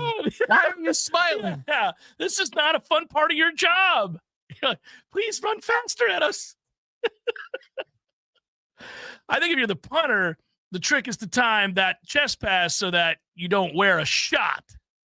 Yeah, so was it the first punt of the game? Do you know if it was early, middle, late stages? No, it's early in the game. It's 10-6 or whatever it is. It's like, yeah. So they might have punted before. I just wonder, do you try to evoke anything more? Does your coach say act as normal as possible? Because you got to sell it. Like, even if you're the up man or if you're on the line, like, you can't come out giggling. Don't look at him. Don't look at him. Might give it away. We're not faking it. Why is he side-eyeing like Obi, the Orange Bowl mascot? What's this about? We're not faking it. Rush like normal, please. Here it comes. This is going to be so cool. Because they have so much fun practicing that, too. You're like, this is what we're going to do. I still maintain that the best of the fakes that we've seen in a long, long time is the LSU field goal. Les Miles. Oh, against Florida? Just the over that the, was over the shoulder. 2010. That was the night we beat Miami down on the road. It's so gorgeous. I mean, just the catching over the shoulder is so cool. Yes. That's an aesthetic beauty. That was a loaded sports weekend. A lot of good things happened. The next day was the Cedric Benson 100 yards first half, and the Bengals said, "Nah, we don't need him anymore," and the Bengals lost to us. And I remember that game very, very well. Yeah. I remember thinking, this is insane. This dude is running down our throat. This game is over, and they just stopped giving him the ball. It might have been literally 10 for 125. It was insane. Let's throw it now. No, let's not. Why? That's like Dabo choking against us, going 5 wide on the 5. That also, like, what are you doing? The hell? That's also 2010. We're just goofy. People trying to lose games out of nowhere for no reason. In that year, that was Hopkins sabotaging themselves. Yep. Yeah, he threw the pick to Xavier Rhodes the start of the fourth quarter. Why he was throwing it at 8 yards a carry, I have no idea. We were powerless to stop it. Yes, and we had one explosive play. I believe it might have been the first one from scrimmage, the manual over the top to Rodney Smith. And then from that point on, it was a whole lot of dinking and dunking and just find a way. And we did. Classic. So my mother is housing me this year in these picks. This feels, I'm not going to lie, last year felt a little fluky to me. I'm going to besmirch her victory. Oh, my. I thought it was a little fluky. This year, she's just been straight up better. She's just been better. And it's a year where I'm doing really well with my NFL wagers. I don't understand this. I lose every 50-50 game. Every game that could be, it's a 1-point spread, don't know, could go either way. She is on the right side of every one of them. Not me. I'm on the wrong side of every one of them. If it's a 1-point spread and I tell you it's one team, you go with the other. Or you go with my mother, whatever it is she's going to pick. That's the one you do. Killing it. I think I'm down 7. You're at a rock concert and one friend says, let's get up by the stage. The other says, let's sit by the door. Listen to that friend. First of all, if you're going into a venue that small, first of all, I would have said to you, why are we at the Great White Show? Secondly, if you'd been like, we should get all the way to the front so that between us and the only way out is a sea of people blocking the door. No, we're not going to do that, Tommy. I love that you have this is a rock show. I love that you have What is this? I love that you have great faith in security here, but I don't. This place is shaky. Let's go sit at the bar and have a beer and see how it plays out. I thought this was a rally. Oh, no, man. I have watched that enough to hear the guy go, let's go. And the other one, again, truer words have never been spoken, sir. All right. Let's update as we go. We just had a monumental segment and one that absolutely blows me away. It's incredible. With Jonathan's contribution leading the way, we have so many more anonymous donations. I see Hog Watcher in there. Again, if we don't shout out your name, Melissa, thank you so much. Alan, if we don't shout out your name, it's not for a lack of trying to find you. There's so many to sort through. Kristen, we're now on the precipice of $12,000. P. Simpson, I know you know that there's zero chance that I would be at a Steve Miller Band concert, but anyhow, P. Simpson also donated earlier today. But that's why he did it. He knew it was going to piss me off. Anyhow, that is true. We're nearly at $12,000. That is the best. Yeah, and we're still going. I mean, we're still early in the show. I mean, we're not quite at the halfway mark. Mom joins us next. Keep on keeping on, kids. Let's see if we can get there. It's unbelievable. We have adjusted our goals accordingly. The start of the show was 8,500. Now I say 15,000. Forget about it. Let's go big. Let's set that number that's unattainable for next year and celebrate together as we get set for the holidays. Ain't nothing but a G-pop, baby. I am 99% sure that is not how the lyrics go. Well, you like remixes, right? Of course. Well, think of this as a Grassroots Coffee remix per se, because Grassroots Coffee is now in the single-serve coffee pod game. Dude, those single-serve coffee pods and cups are weak sauce. Not Grassroots Coffee G-Pods. They have more coffee in them than regular single-serve pods and cups. Seriously? And not only do they have more coffee, they have a built-in filter for better brewing. They fit in most Keurig machines, and they are fully compostable. It's still the small batch, slow roasted coffee you love, so go to grassrootscoffee.com and get your box of G-Pods today. Baby! See? Remix! Well, actually, that's more of an homage. Grassroots Coffee, locally owned, locally roasted, and made for everyone, loved everywhere. Grassroots Coffee G-Pods. So very good. Oh, whoa! Check out Pinch a Penny. We're stocked to the rafters with hot spring spas. A recognized leader. Imagine the fun of the holidays with warmth, relaxation, and lovely bubbles. With 30 home spas for you to see right now. Affordable right now, too. Up to $2,000 off. Or special financing. Ask for details. Is the world stressing you out like that? Now, to assure these prices, Pinch a Penny, open 7 days a week on Career Road. Now when Jesus was born in Bethlehem, there came wise men from the east. The star which they saw in the east went before them, over where the young child was. And when they saw the star, they rejoiced with exceeding great joy. And when they were come into the house, they saw the young child with Mary, his mother, and fell down and worshipped him. And when they had opened their treasures, they presented unto him gifts, gold and frankincense and myrrh. May that joy fill your heart throughout the coming year. From Sellers on Capitol Circle Northeast in Tallahassee, just north of Mahan Drive, for tile, carpet, hardwood, and luxury vinyl. Online at sellers.com or call 850-656-8453. Whitten Glass on South Monroe since 1945 for window glass, mirrors, custom shower and bath enclosures, tabletops, and storefront glass. Online at whittenglass.com or call 850-222-5781. Social Kitchen is your go-to premier market for the holidays. Social Kitchen has premium meats, homemade sides, prepared meals, and custom charcuterie boards for all of your holiday hosting. Headed to a holiday party? Stop by and grab dips, spreads, and other prepared items for the entire party. Located off Cary Forest next to Ology, Social Kitchen has everything you need this holiday season. Go to socialkitchentlh.com or drop in to see what Social Kitchen has fresh and ready for you today. Sarah here with Seminole Auto Glass. Hey, Greg. Hey, what's up? It's turkey season. Have you hit one yet? A turkey? No. Good for you, because we've seen more turkey suicides than anything lately. Oh, no. Yeah, we had a pretty foul morning. Oh. But our customer just went to Seminole Auto Glass and uploaded their insurance card. We got them back on the road with feathers flying in no time. Hey, Greg, which side of a turkey has more feathers? The outside. Oh. Better call Seminole. Seminole Auto Glass. Call 850-539-4527. Science-backed technology tracked and coach-led. Hey, Jeff Cameron here. You've heard me rave about the benefits of Orange Theory Fitness and the proven track record of science-backed interval training. Well, now Orange Theory Fitness has done it again, adding more ways for you to improve your health and look your best. In addition to the always great standard workouts, OTF has added Tread 50 and Strength 50 for those in the mood to just lift for an afternoon or attack those cardio goals for the day. Take the guesswork out of exercise. Make sure you're getting the most out of each and every workout. Orange Theory Fitness, location Midtown Tallahassee and Village Square Boulevard. The Jeff Cameron Show is a production of the Warchant.com Multimedia Network. Check out Warchant.com today for the latest news inside Florida State athletics. That's Warchant.com. Now, back to Jeff on Real Talk 93.3.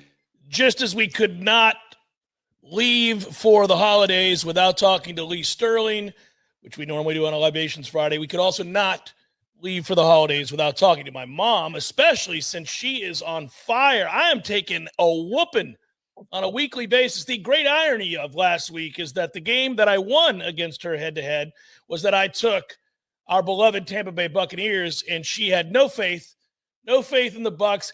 I don't even know if you're allowed to win the week when you just blatantly turn your back to the team that you love, and your son who loses the week to you is emboldened and told you all along that the Bucs were going to go on the road and beat the Chargers. Even bet on them. Tom, cue it up. Let's get to the conversation. Here we go. And now for another edition of the Family Pick. Nick. Go to your room! Ma, the meatloaf! Take it away, Jeffrey. And every time I see the one helmet in the right corner, it makes me laugh every time.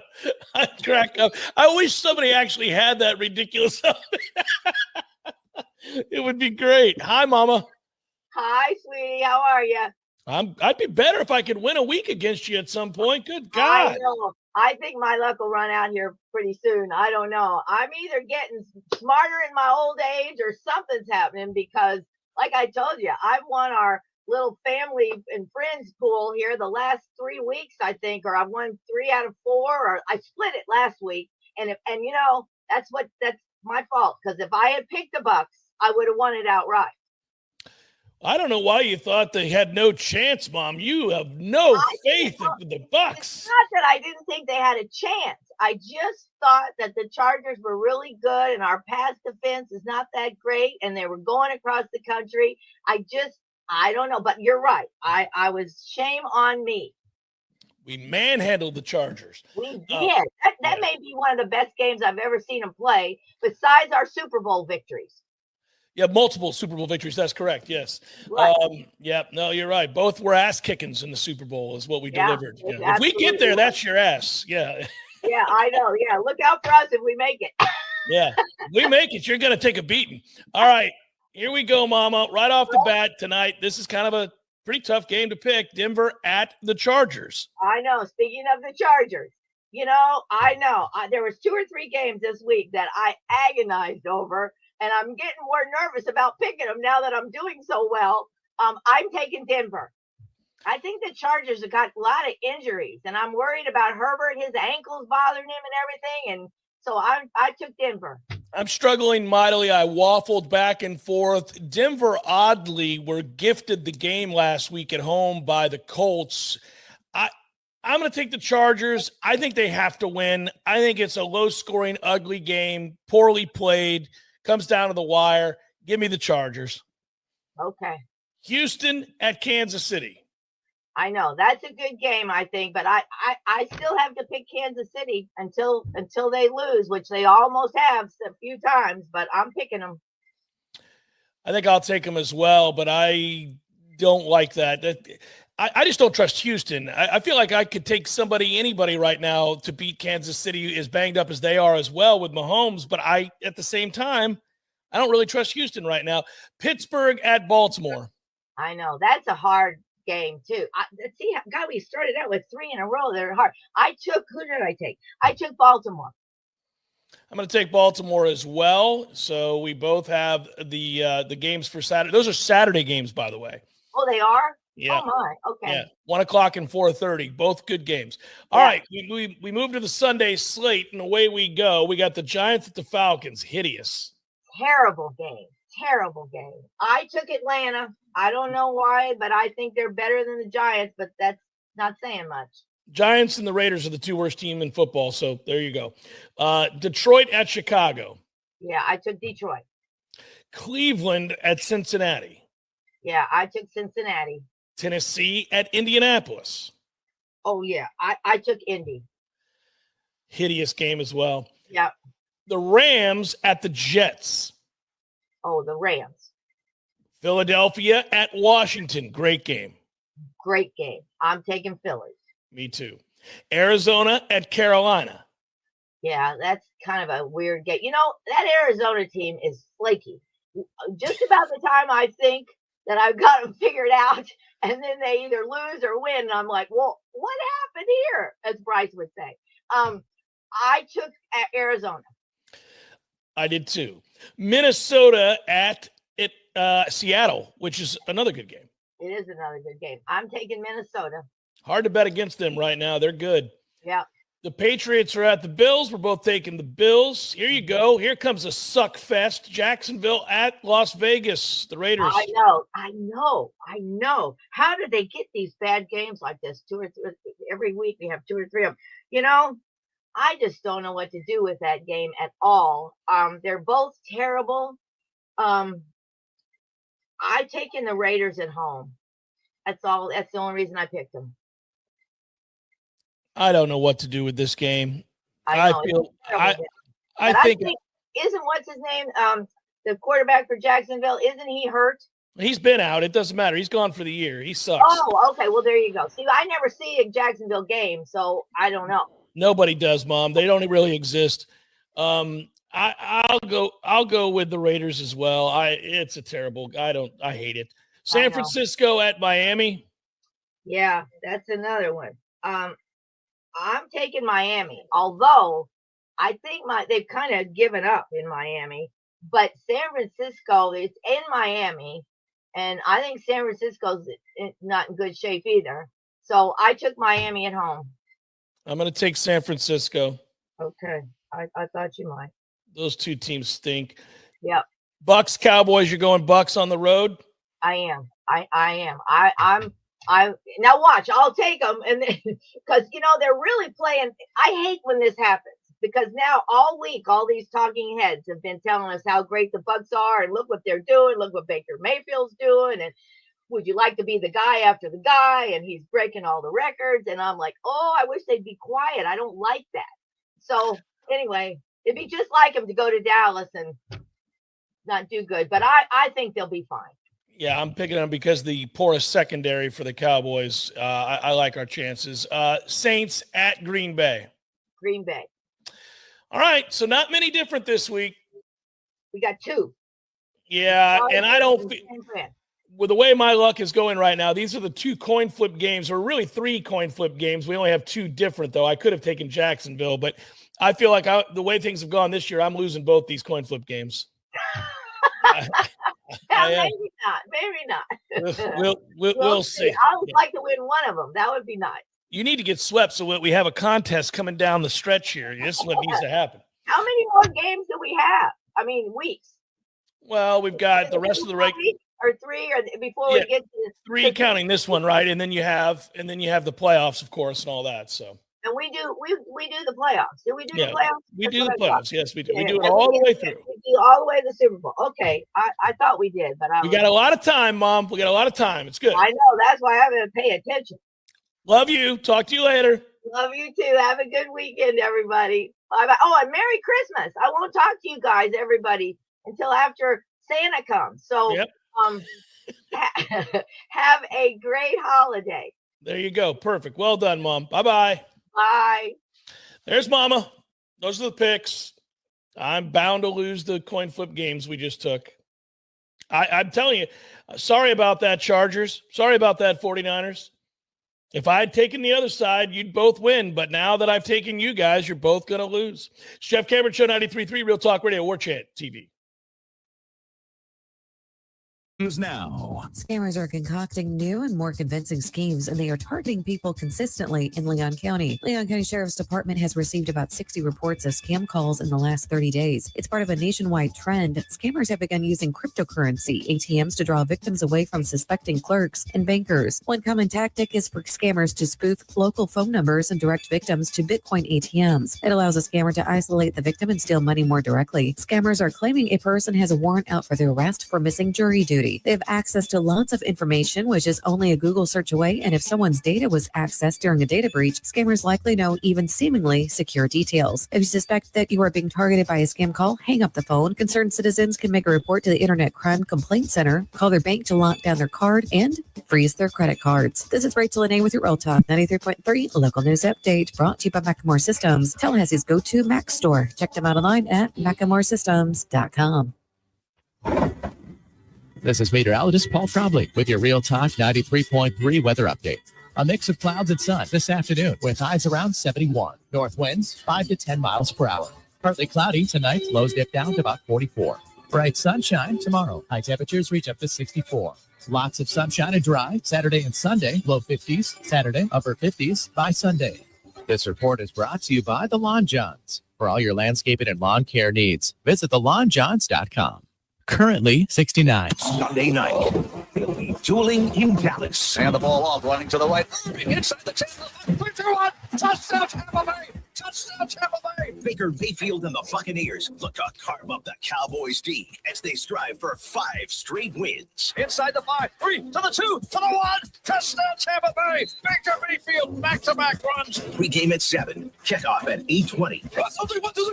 Hear it live on the Buccaneers Radio Network. There he is. Haven't seen this guy since, what was it? Oh, shoot. U2 at the Sphere in Las Vegas, baby. Hey, how about that, man? Wasn't that fun? Good show. Good show. Everything about it. Nearly perfect. Nearly perfect. I had everything I could possibly want. I wanted one thing, couldn't find it, and I looked everywhere. No Cubans. What do you mean? No Cubans. There was Cubans. No, I didn't see any Cubans. Dude, no. I'm sure there was Cubans there. I mean, you know. No, I walked around. There was a moment right before the show. I thought, got to find some Cubans. Nothing.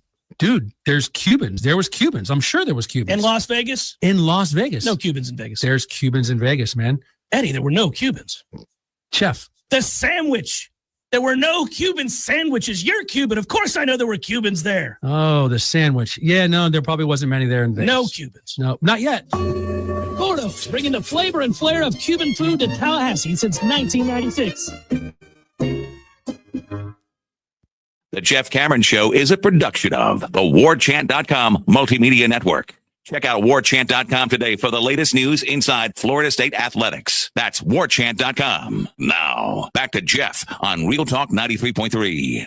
All right, let's check on that update. What do we got now, Tom? I think we're rolling on Big River here still doing well. So we crossed over into the 12,000s. We are now at $12,497. Michael M., thank you very much for putting us over the $12,000 threshold. Some anonymous donations. Spartan071, our guy Ralph, $200. Thank you very much, Ralph. And since then, I've seen quite a few others trickle in. Kyle, thank you very much. And Travis as well. Thank you very much. Again, if we don't hit every single name, this chat goes fast, and then you can't scroll back up. This is not like the super chat system where it files it away. Once it's gone, it's gone. So if we didn't mention you, we still are very, very appreciative of everything you've done today. And now we're pushing $12,500. We're $3 away, buddy. Yeah, well, I think that, what I said earlier, now we're over. What I said earlier was that I was going to be blown away if we got anywhere near last year's total. Well, we've blown past that. And so, and to Tom's point, I want to sincerely thank you guys as well, all of you. Again, I don't care if it's 50 cents or $6,000. I mean, in the sense that I'm not looking at it like that. I'm just looking at the kindness of others, trying to help others out who are in a tough place. And every year, this show, this moment, this year, it's the same every time. It just warms my heart because of you guys, not because of what we're doing. I mean, we have a platform, but you guys are, actually doing the heavy lifting here, donating the money, helping these kids out. And I just steered a little bit, and that's cool. That's an amazing thing. And to see it play out like this, it's incredible. To watch. It's hard to do a show. It's hard to do this show because you get caught up in the numbers and you're like, what? But then you forget. You're like, yeah, you got to talk, man. We're still doing some things here. That's why they're here. Yeah. Yeah, we're still doing some things. Yeah, we got the fire back going for you today since you guys asked. There you go. It's not quite the one from the other day where we had the gator looking. Was that yesterday's show? I think it was 2 days ago. There's a playlist and a rotation you can use. Maybe I'll investigate for the last hour, see if I can find that specific fire. That one was a good one because it very much looked exactly as the person in the chat described. Because as soon as I turned and looked at it, I was, oh man, that's perfect. Well, absolutely that was me, perfect. But yes. Oh, I thought somebody in the chat said it. You said it. Well, you get the credit, Tom. That's all I want in life. It's credit. Did you disagree with my bets? Not your Redemption bets Thursday bets. No, the ones games? Against Mom. No, I mean they're coin flips. You're right to say what they are. I mean, I think the Chargers do win tonight. I think they need this game in a way that they desperately need it. But yeah, like everybody's safe. That's right now in the playoff hunt in the AFC. If you're in that top 7, you're pretty well gonna make the playoffs unless you fall on your face. But I think the Chargers need this one psychologically, and they're going to go for it because they were just embarrassed on Sunday afternoon. Kind of the way I'm looking at it is that they got absolutely brutalized. And, that'll challenge your manhood. When the team lines up, think about this. It happened, I believe, on 6 different occasions last week. The Bucs on 3rd and 3 or more chose to run the ball to get the first down. Sir, that is stick them in your mouth and suck them. To quote the great South Park. Yes, Chef Isaac Hayes. That's what that is. I mean, that is unreal. I'm not saying that, I'm just quoting Chef. That's all. 3rd and 3, they line up and run the ball. Oh, you kind of caught us by surprise there. Thought you were going to throw for sure. Maybe a play action. 3rd and 4. It's just a veer. Stick him in your mouth and suck him. That. Stick him in your mouth and suck him. We're gonna do it again. Here comes 3rd and 5. With Sean Tucker, our 3rd string running back. Who's good.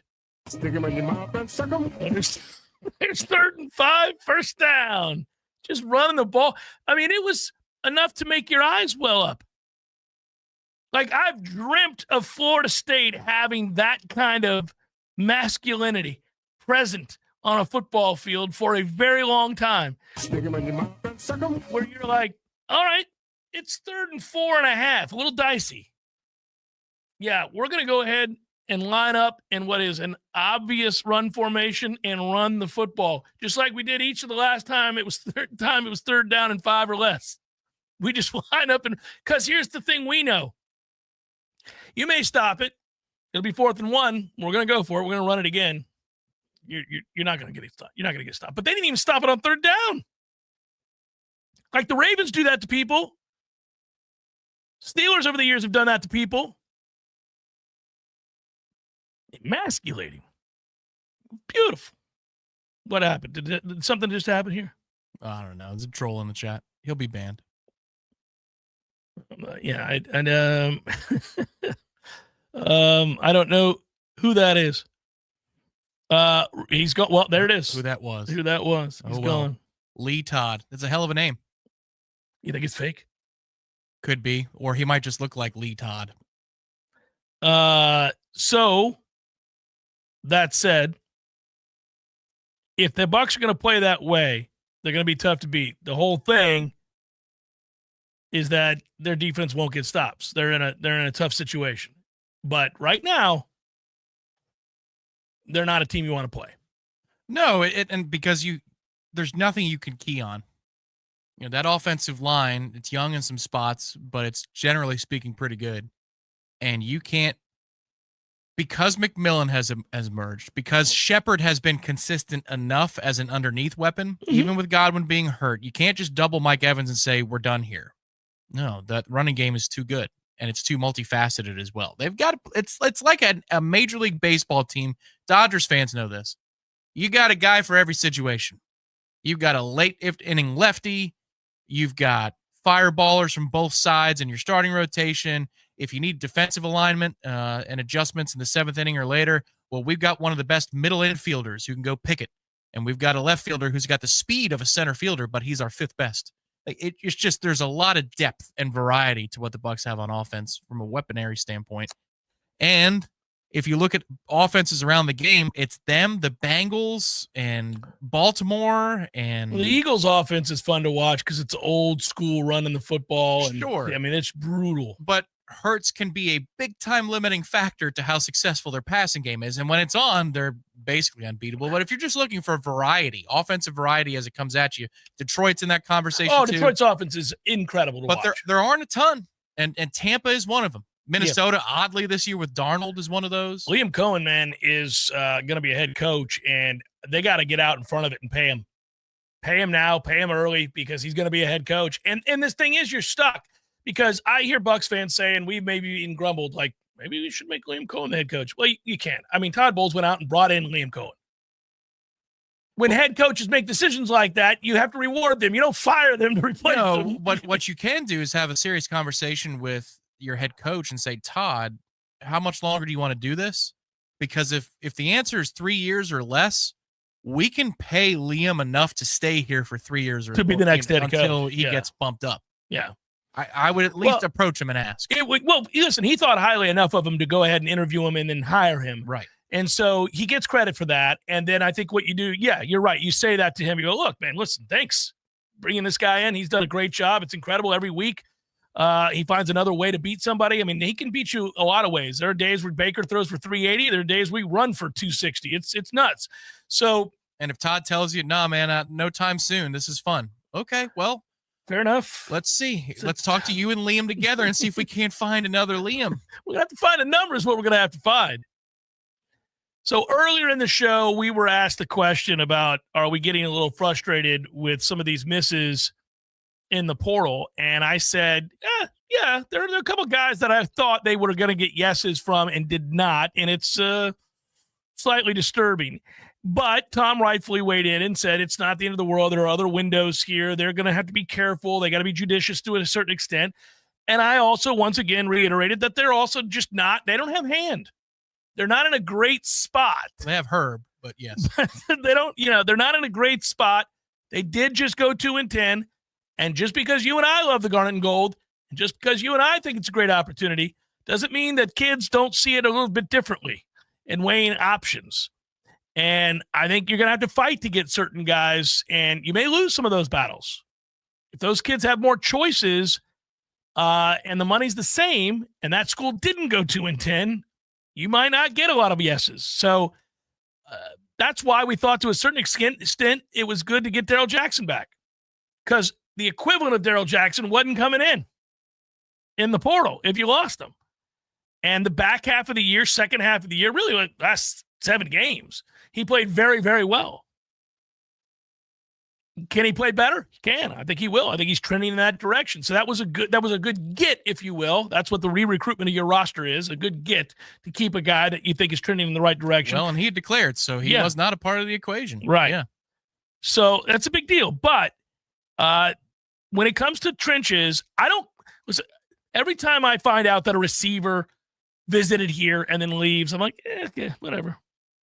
If you tell me that a defensive back did the same, don't care. If you tell me that a running back did the same, don't care.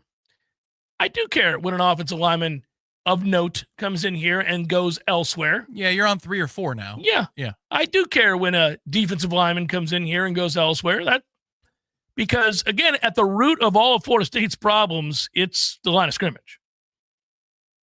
And the inability to really put together any kind of an offensive game plan because you simply couldn't block is first and foremost. That is the area. That's the house that's on fire. That's what you've got to get remedied.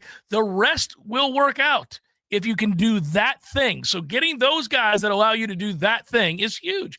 And they've missed on some of these kids. And I am surprised by a couple of them anyhow that they didn't get. I thought for sure they would get. And, I share your frustrations there. But, again, the window goes to the 28th. Yeah. And then there's another window after that. Yeah. Playoff teams, coaches that change or resign or are fired, 30-day window kicks in. If you graduate, complete your undergraduate studies, you can enter whenever the hell you want. And then there's a 2-week window in the spring as well.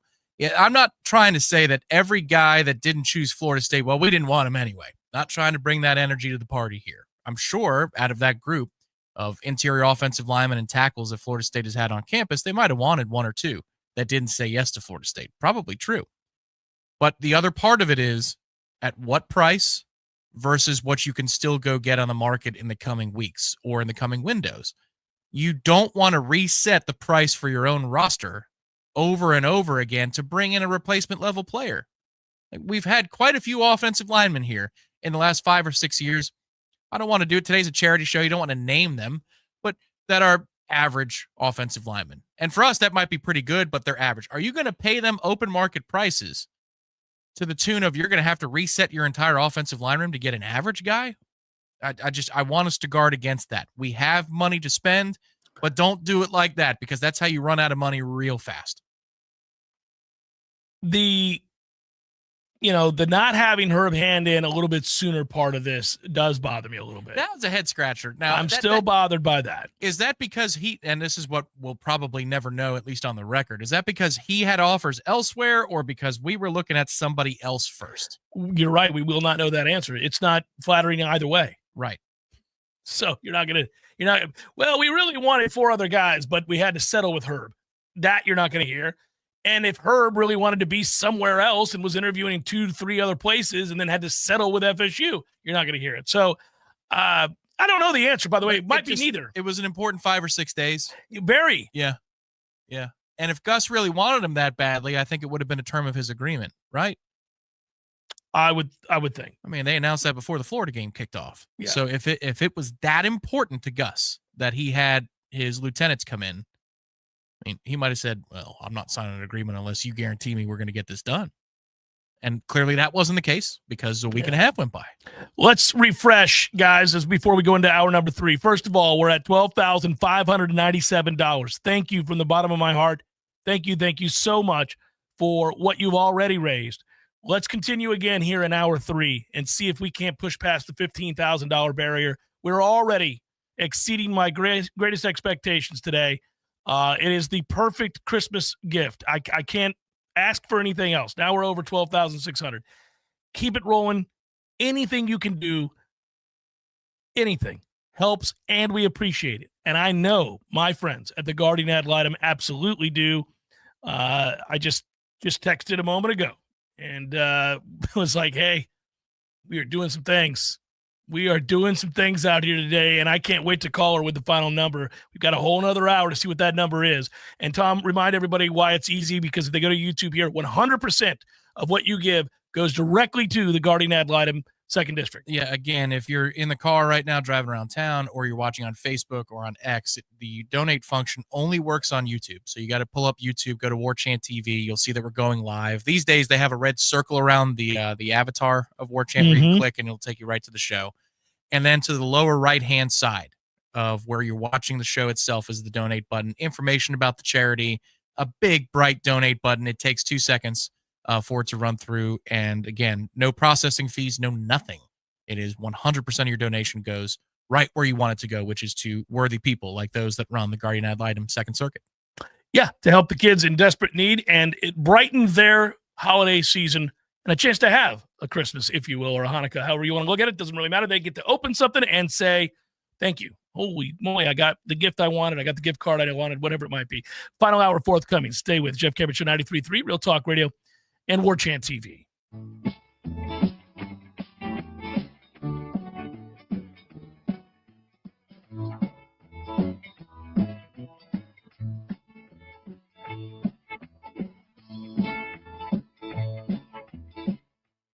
Fans, our partner ISF Inc. is a national management and IT consulting firm located right here in Tallahassee, Florida, solving the future for state governments through strategy, process, and technology. As a trusted advisor for state governments, ISF knows the importance of defining a clear and detailed strategy. Our friends at ISF can help your organization create a strategy that sets you on a path to success. ISF, your vision plus our expertise brings your brilliant ideas to life. Visit ISF.com to learn more. ISF, solving the future. I'm Craig Richards with Basic Brooks Law Offices, and we believe you. Now, what does that mean? Over and over, we hear from people we represent that they shared their stories of how they were injured, either with law enforcement, insurance companies, or business owners, and they didn't believe their story. That's why you need an attorney who has your back, no matter what. An attorney who starts by believing you're telling the truth. We at Basic Brooks, we believe you. Let's talk. 850-777-7777. Games for Less, Tallahassee's largest selection of new and used games, as well as new and used consoles like Nintendo, Super Nintendo, Atari 2600, PS4, and PS5. You name it. Locally owned and operated since 1994, trade-ins are not only welcome, but Games for Less pays more for your trade-ins than the big chain stores. That's not all. Games for Less now buys and sells new and used vinyl records to boot. George loves the Beatles, by the way. Reserve all the new releases today at Games for Less, conveniently located in the Walmart Supercenter Plaza on Appalachia Parkway. Is reviewing life insurance on your to-do list? Now's the perfect time to add it. A friend recently told me that securing life insurance sooner rather than later can help you lock in lower rates for years to come. So I bumped this up on my list and got it done. I called SelectQuote and couldn't believe how easy and affordable life insurance is. I'm 40 and got a $500,000 policy for $16 a month. My husband's also 40 and his $500,000 policy was only $18 a month. Plus, with SelectQuote same-day coverage, there was no medical exam required, and we were covered by the time we hung up. Knowing I have this checked off my list feels amazing, but the peace of mind knowing my family is protected feels even better. Call SelectQuote at 1-800-694-1010. That's 1-800-694-1010. Or go to SelectQuote.com to get your free quote today. 1-800-694-1010. Details on example rate at SelectQuote.com. From the championship stage to coaching change and everything in between, Warchant.com remains your home for the best FSU football coverage in the business. Brutally honest columns and features, market-leading multimedia presence across video and podcast, the largest FSU fan community with a staff that combines for over 100 years of experience covering the Noles. When change comes, Warchant.com is your home for analysis from every angle. Warchant.com, your ultimate Seminole sports source. Sign up today. WVFT Greater Tallahassee. This is Real Talk 93.3. More of the Jeff Cameron Show is coming up next. Your sports action update on Real Talk 93.3 with all the latest odds from Vegas. Brought to you by Palmar's Pawn, Gun and Gold. More than you might expect with 2 great locations in Tallahassee. Busy sports night tonight. Let's start in the NBA as the Orlando Magic play host to the Oklahoma City Thunder. The Thunder are 6.5-point favorites on the road in Orlando. Thunder paying out at -260. The Magic pay at +215. And the over-under for this contest has been set at 209.5. NHL hockey this evening. The Tampa Bay Lightning at home against the St. Louis Blues. And the Lightning are favored in this game. They are paying out at -225. Blues at +184. Over-under at 5.5 goals. NFL football tonight. Broncos at the Chargers. The Chargers are a 3-point favorite. A $250 bonus when you open a GBank Visa signature card. Visa.com/GBank. Terms apply. I'm Matt Pauley. This has been your action update on Tallahassee's Real Talk station, Real Talk 93.3. Celebrate the magic of the season with last-minute deals at Target. With up to 50% off toys and video games, you'll save so much while you finish your list. Plus, you'll find incredible deals on clothing, beauty, small appliances, floor care, and so much more. And there are even more ways to save when you join Target Circle for free and get exclusive deals automatically. Hurry to save on gifts before last-minute deals are over. Happier holidays from Target. Restrictions apply. Last year's RV trip, we met a couple with the same bumper sticker. What are the odds? Your cousin isn't a good storyteller. He was a podiatrist, or was it a pharmacist? Huh? You don't say. Oh, I can't remember. But she owns an RV protected by Progressive, and you don't. So until you get your own RV, her stories are the most interesting stories you've ever heard. Wow, interesting. And when you do get your own RV, save money by bundling it with your home, auto, or other vehicles with Progressive. Oh, anesthesiologist. He was an anesthesiologist. That's Casualty right. Insurance Company affiliates and other insurers. Not available in all states. At Paul's Termite and Pest Control, we know if you have something in your home that's not supposed to be there, you want it gone now. Not in a couple of days, not tomorrow, but today. That's why we offer a same-day guarantee. If you call Paul's before 12, one of our technicians will be out before 5. We guarantee it. The health of you, your family, and your pets is why we promise to do everything possible to quickly resolve your problem. And we do so using the safest chemicals. Notice a pest problem? Call Paul's Termite and Pest Control before 12, and we're there before 5. Call Paul's. We'll get them all. We're all spending more time at home than we ever have. And our yards have become more than something we look at through the window. They are now a major part of our refuge. Now that we're outside more, wouldn't it be great if we could eliminate the things that make us want to run back inside? Pests like mosquitoes and fire ants. Paul's Pest Control can do just that, and we'll do it for a surprisingly low cost. Our treatments are done outside. There is never a reason to enter your home. The weather is beautiful, and now is the time to be outside. Paul's Termite and Pest Control will help you take your yard back. Call us for a free consultation. The best happy hour in the city is at Café de Martín and El Bar. All day, every day, you can find great deals at Café de Martín while enjoying the best outdoor seating Tallahassee has to offer. Sip away on 2-for-1 house wines, chilcanos, and margaritas all day long, Monday through Thursday. Plus 2-for-1 pisco sours and margaritas on Fridays and Saturdays, and 2-for-1 mimosas for Sunday brunch. Come join us at Café de Martín, where every hour is happy hour, in the Esposito Shopping Center on Capitol Circle Northeast. This is Dr. James Ryan Finn from Finn Chiropractic. The holidays bring all of us together for joy, cheer, and celebration. But we all know that the holidays also bring weight gain, increased stress levels, and many other health problems. You and your loved ones don't have to spend the holiday season fighting through pain and discomfort. The neck pain, back pain, headaches, numbness, and tingling. Oh my! Don't bury the warning signs that your body is shutting down. Call Finn Chiropractic at 386-7700. That's 386-7700. Or sign up at FinnChiro.com. That's FENNCHIRO.com.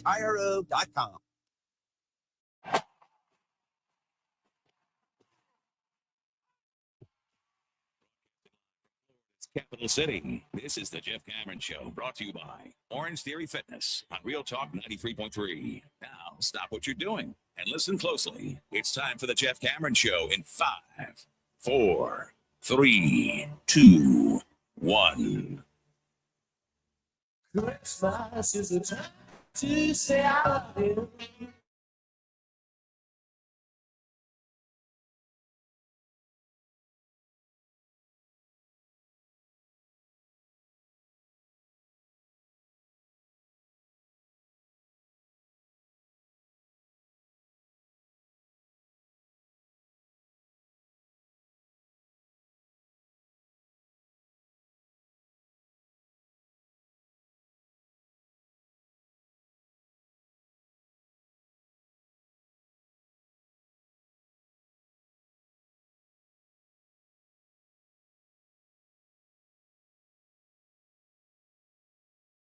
on our faces here in the 93.3 studios and on Warchant TV, the YouTube. We appreciate all of you, and we appreciate those of you that have donated. Anybody that wants to, we will once again refresh the ways in which you can.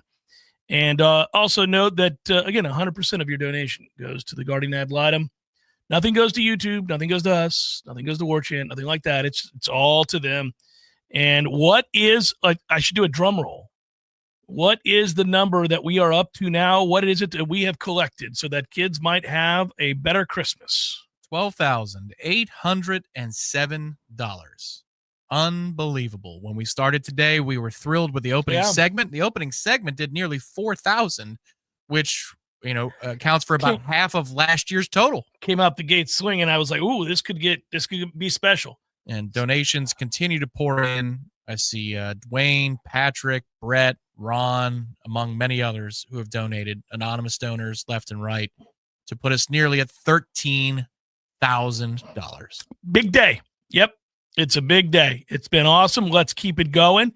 Let's see if we somehow, some way can maybe get all the way up to around $15,000. I said when we surpassed the 8,500 mark that, hey, man, I mean, let's get to a number that's, too difficult to surpass next year. Too difficult for us to be able to surpass when we're all this pumped up next year, get our hopes up when we didn't quite get to 15,700 this year.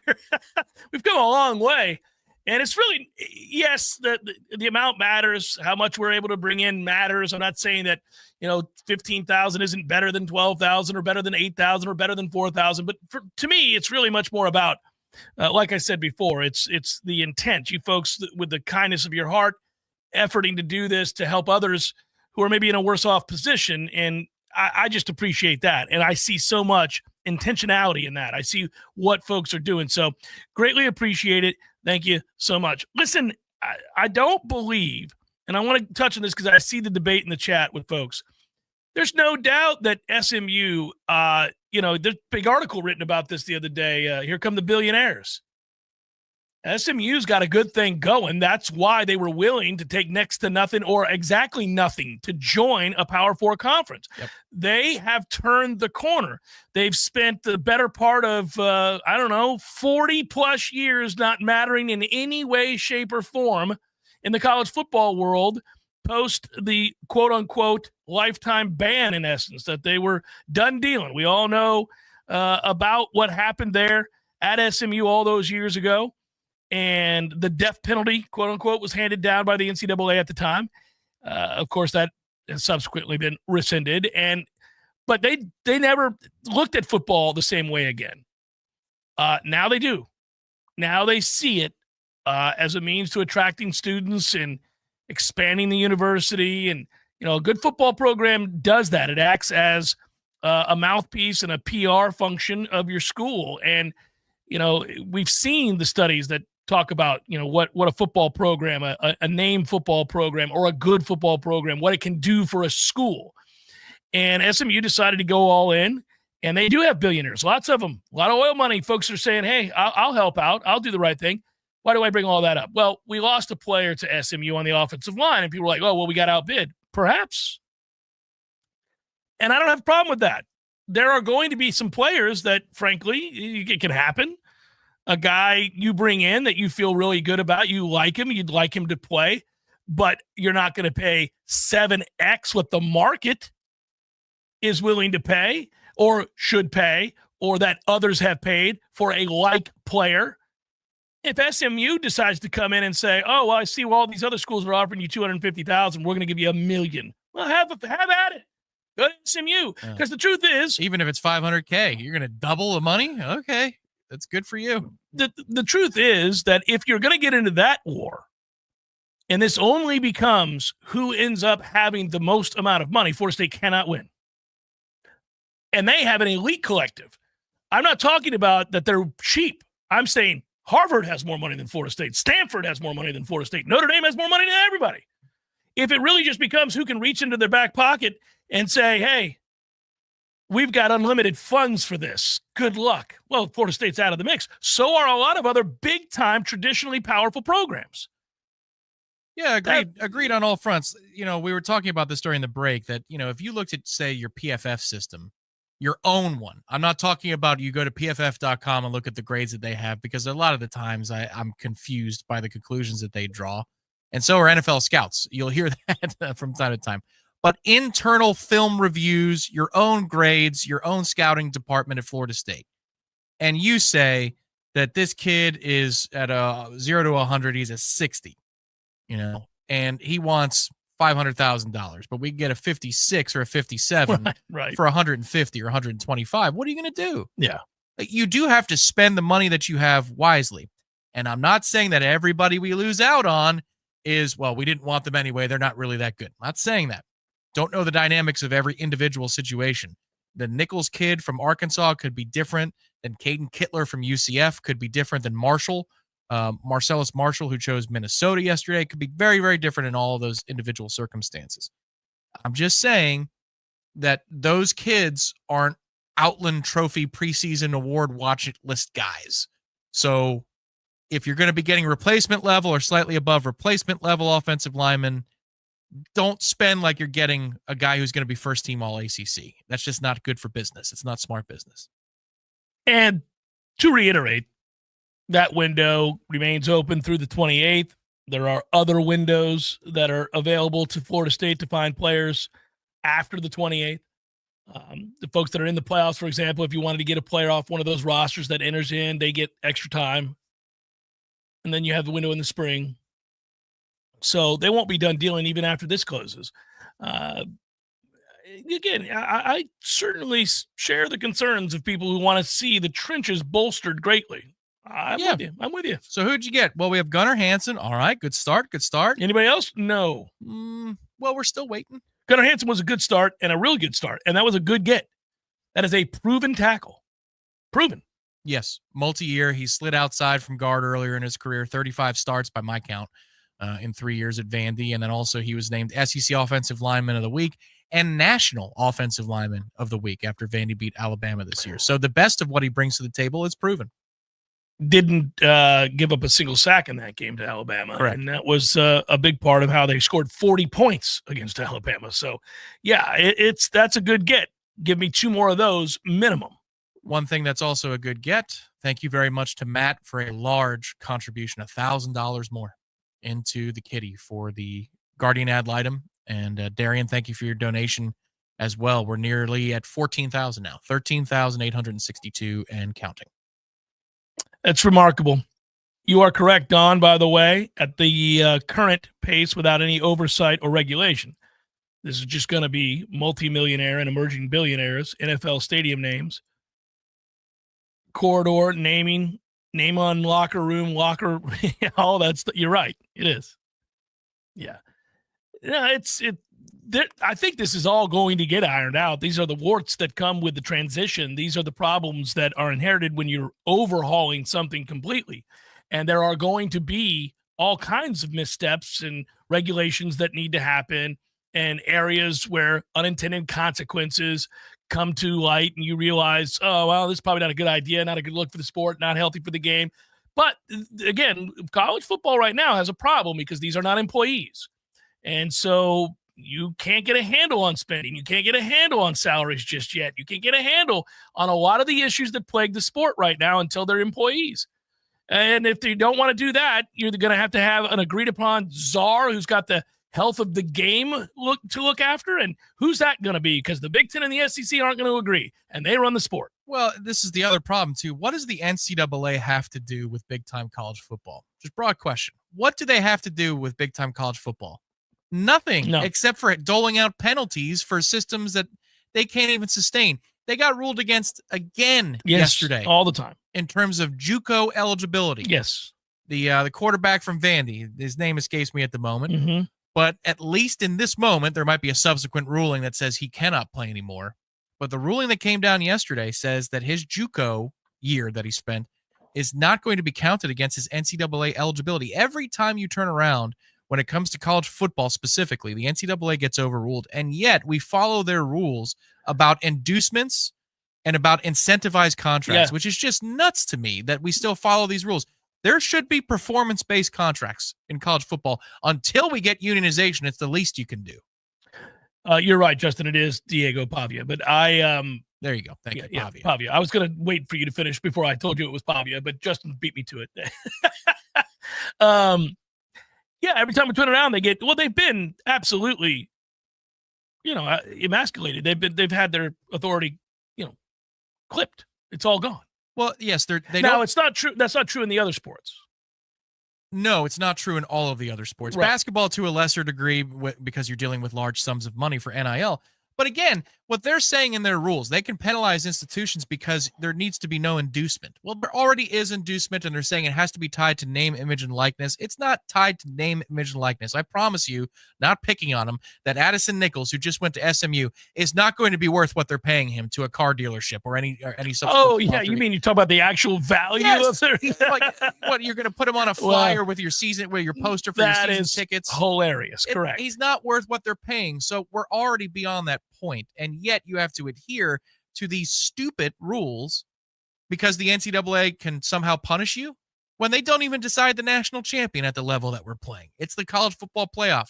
It is not the NCAA. So that's the other frustrating part here is you're setting numbers for kids that are fully guaranteed and are not related to performance whatsoever. The sooner they can get a handle on this, the better off everybody will be. In the interim, you ride the wave. You sometimes realize this is less than ideal, but what are you going to do? You stop watching the sport? You stop supporting your school? You're going to stop. I mean, some people have walked away. I know people who are so disgusted by the state of college football that they've turned to the NFL instead. And I warned at the time when all this was going down, my exact quote to you, and I've said it time and again, I'm a broken record on this. Be careful. Professional football already exists and they do it better. It already exists and they do it better. Meaning the contracts are contracts. Everybody knows what everybody makes. You have actual, ways to build rosters in which you don't have to re-recruit them and worry about somebody tampering with yours. Free agency exists. All of it already exists. They have an agreed upon rules set up in which there is a salary cap. So there's a number that you can't go beyond. I mean, all that stuff is in place. Not in college, but it is in the NFL. Well, and again, this is where college fans are better, and they know it. The issue is, let's just say that you're at an NFL game. Envision this. You're at a Bucs game, right? And they've got a quarterback that they drafted, be the first of his kind, one that they drafted that they want to keep and break the bank for. And during the TV timeout in the first quarter, there's a QR code up on the Jumbotron in Raymond James Stadium. It says, help us retain our quarterback. Beyond the seat license that you paid for, the parking, the concessions, the jerseys, all of it. Like, well, scan this QR code and help us retain Jameis Winston if Jameis was actually, someone who threw for 30 touchdowns and 4 picks. That's where we are in college football. That is actually what is happening in college football. And fans are more passionate about college football, so they're putting up with it for now. But it can't go on forever. This cannot go on forever because, like you said before, the collective can be strong in terms of numbers, and it is. Florida State's amazing. The Battle's End does a wonderful job, and people like you on Warchant TV are supporting it. But it can't go on forever because you do need those 7-figure donations and those 8-figure donations. And if you're having to ask those same people every year, return on investment's a hell of a thing. What's the return? Right. At some point, you can't put my name on everything, or even if you have, what, are you going to build something new and then put my name on it? Always wondered about that too. Here's the tailgate bathroom lot, or the tailgate lot 7 bathroom area brought to you by this guy. Like, nah, man. That dude gave $5,000. He got the toilets. Right, there you go. I always wondered about the guys that want to the McMurray toilets. I'll be right there. I'll meet you there. It's one thing. Oh, the McMurray. Yeah, those are good ones. Air conditioned. The Smith's toilet area is a mess. Well, it was $3,000. No. So, by the way, sticky floors. I always wondered about the folks who want their names on buildings. Typically, it's fine if it's like they decided in honor of the things that you did. Yeah, right. Right. As opposed to the guy that's like, yeah, I'm going to give you a bunch of money. Put my name out there. Okay. Well, we'll do it if the money's right. But hey, buddy, you can do it for less and just buy but you're an a-hole. Yeah. Buy some advertising. Oh, man. 13,867 $7. Let's limp across that 14,000 line and just have some fun and see where it goes. Who knows? We might broach 15. Over 13.9 now. A couple donations from Tom and Alex just came in. Thank you very much, Tom and Alex. Thank you very much to you, each and every one of you. Appreciate it greatly. I do, sincerely. It is something to behold. I can't wait to take that picture at the end of the show, whatever that total number is. It's going to be great because it's already awesome, and that is all we could have hoped for. Let's keep building. Jeff Cameron Show, 93.3, Real Talk Radio, and Warchant TV. It's Christmas time, my yard's a mess. Friends and family coming, oh, what a stress. Pick up the phone, the Lawn Johns are near. The Lawn Johns can help, no need to fear. 322-2567. 322-2567. Lawn Johns, Lawn Johns. 2567. No need to fear, the Lawn Johns are here. This is Thomas Dickens from the Law Office of Marie Maddox. I'm a combat veteran and a former JAG. I've fought for our country, and now I fight to get you your back wages. If your boss has ever shorted your paycheck or withheld your overtime, you need to call me now. 850-383-4800. 850-383-4800. Or find us online at maddoxlaw.com. Offices in Tallahassee.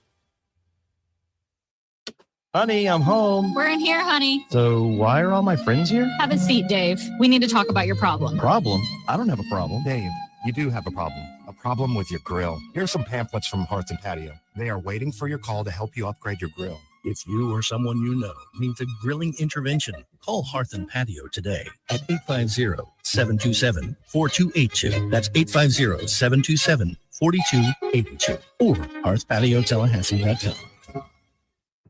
This is Shannon Young with Fairway Independent Mortgage Corporation. Investors, are you looking for a creative way to purchase your next rental property? Are you looking to get into the Airbnb space? If so, you need to know about DSCR loans. It stands for Debt Service Coverage Ratio. These are loans that do not require traditional income verification. As long as the proposed rent covers the mortgage payment on the subject property, that's the only income you need. If you're looking at investing and don't know if you can qualify, let's set up a plan to get your next income producing property and start putting you on a path to passive income. Give me a call at 954-369-6171. And don't forget, every fellow Knoll that we close a loan for, I will personally make a donation of $250 to the Battle's End. It's Shannon Young at 954-369-6171.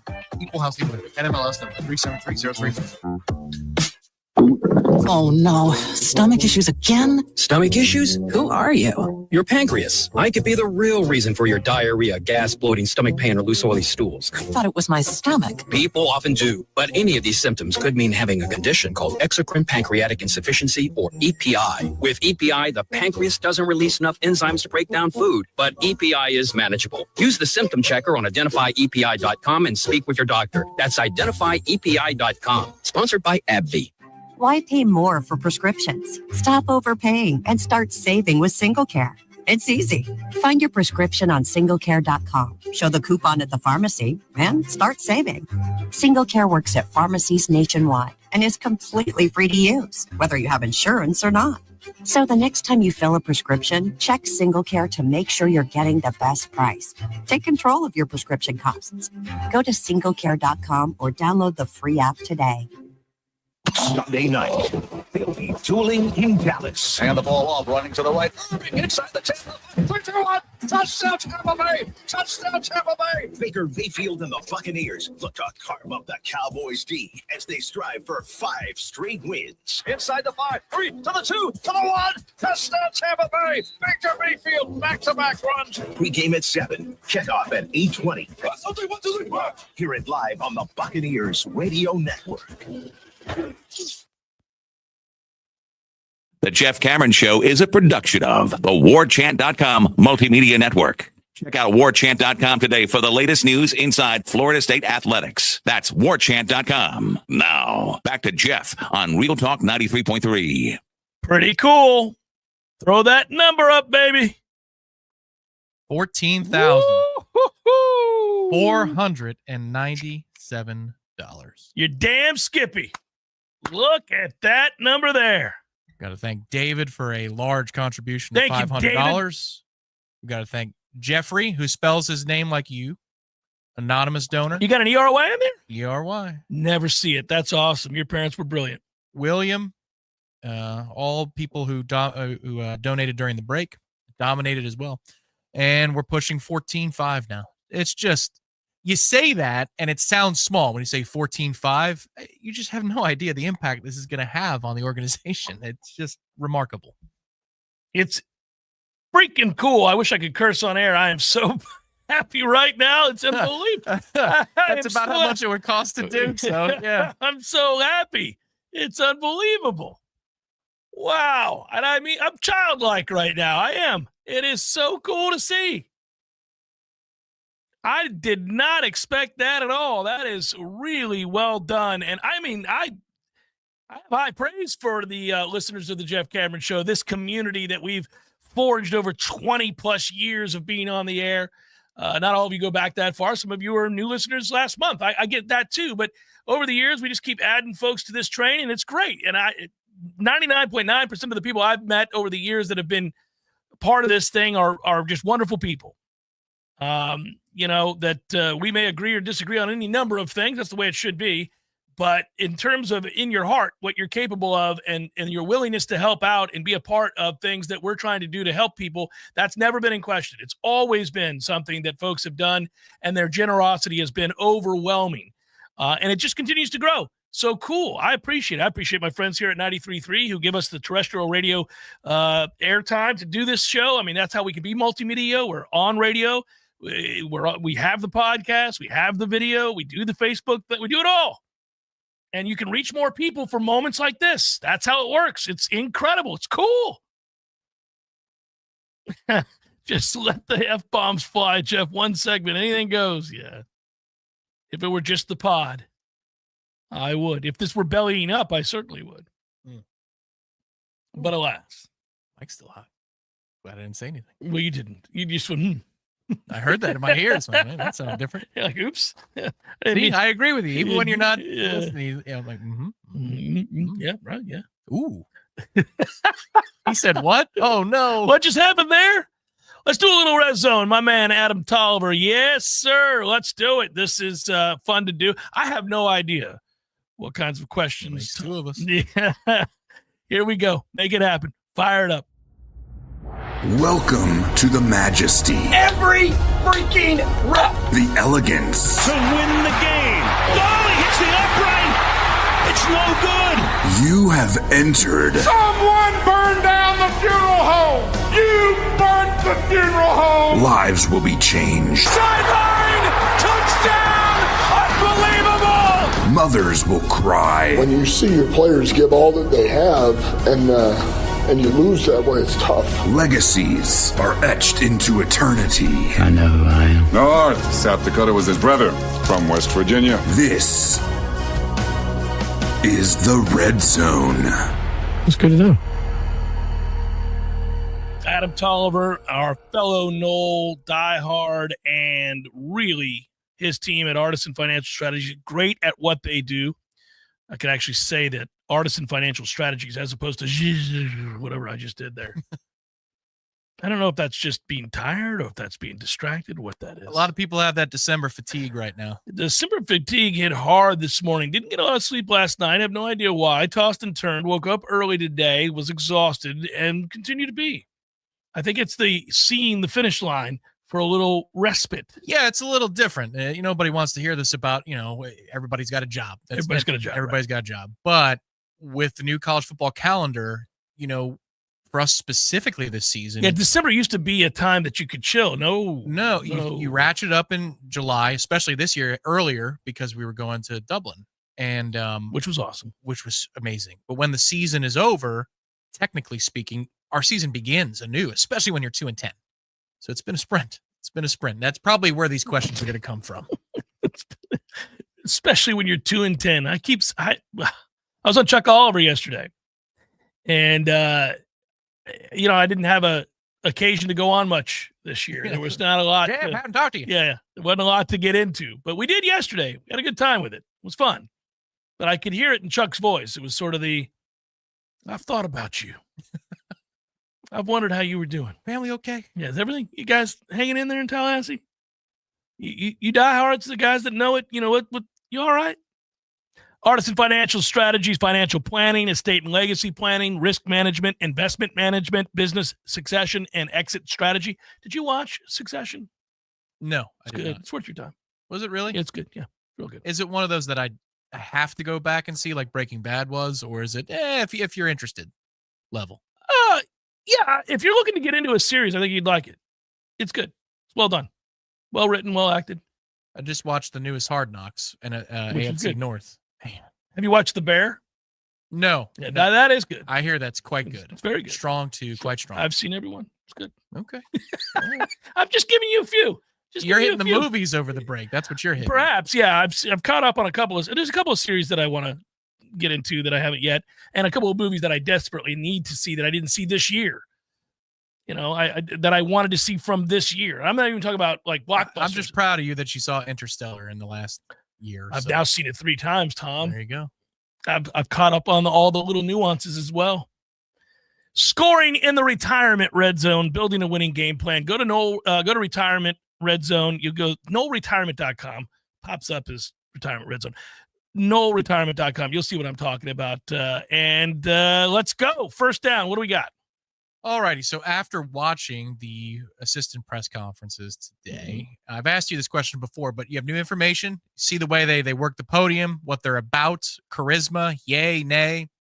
What assistant coach are you looking forward to seeing on the practice fields? From That's the same one over and over again, man. There's no doubt. Tony White. Oh, okay. So still a defensive coordinator. I'm just going to continue to say that's my guy. Pot roast is probably going to be fun. Probably going to be fun too. I think they've done a very good job on the defensive side of the ball. And I think it's going to change the way practice runs. I think the intensity will be ratcheted up. I think the physicality will be ratcheted up. Both are sorely needed. And I have my questions about the offense. So we'll see. I'm really more excited to see what we're doing on defense. I get this vibe from Herb Hand that his style could be uncomfortable. Aggressive. And I'm looking forward to that. Now, I could be wrong. Sometimes the guy at a podium is very different than the person who he is on the fields themselves. I'm interested to see what he's about on the practice fields. All right. Offensive line coach, the offensive line coach, always, you're right to have an interest in that. Look, it's paramount that they get this right, that he be the guy and that this group absolutely flips into something that we can be excited about. I mean, it's been too long since we were excited about an offensive line. Too long. This is going to be maybe the hardest question of the year for you on second down. Because of their play. We were excited about the offensive line before this year. Turned out falsely so. Yeah, that's correct. Yeah, because of their play. Second down, hardest question. Let's go. Hardest question. The thing that made you smile the most this football season from Florida State specifically. Oh, sweet Jesus. Yeah, I know. I know. Well, it's year in review. Doesn't it feel kind of year in review-y right now? Yeah, it absolutely does. Right. Hardest question of the year. I don't know. I mean, listen, we were really good kicking the football, but that doesn't make me smile. I'm kind of like, they can make a field goal. Was there anything? Glad we have a good punter because we're going to be doing a lot of it. No, I don't think they did anything that made me smile this year. Farmers game against Cal. Okay. All right. I found it. Farmers game against Cal. They couldn't block him. And it wasn't a full-on smile. It was just kind of I was smirk. like, yeah, good on you. Good on you. Farmers game against Cal. He was unblockable. He single-handedly destroyed their offensive line and was the reason we won that football game.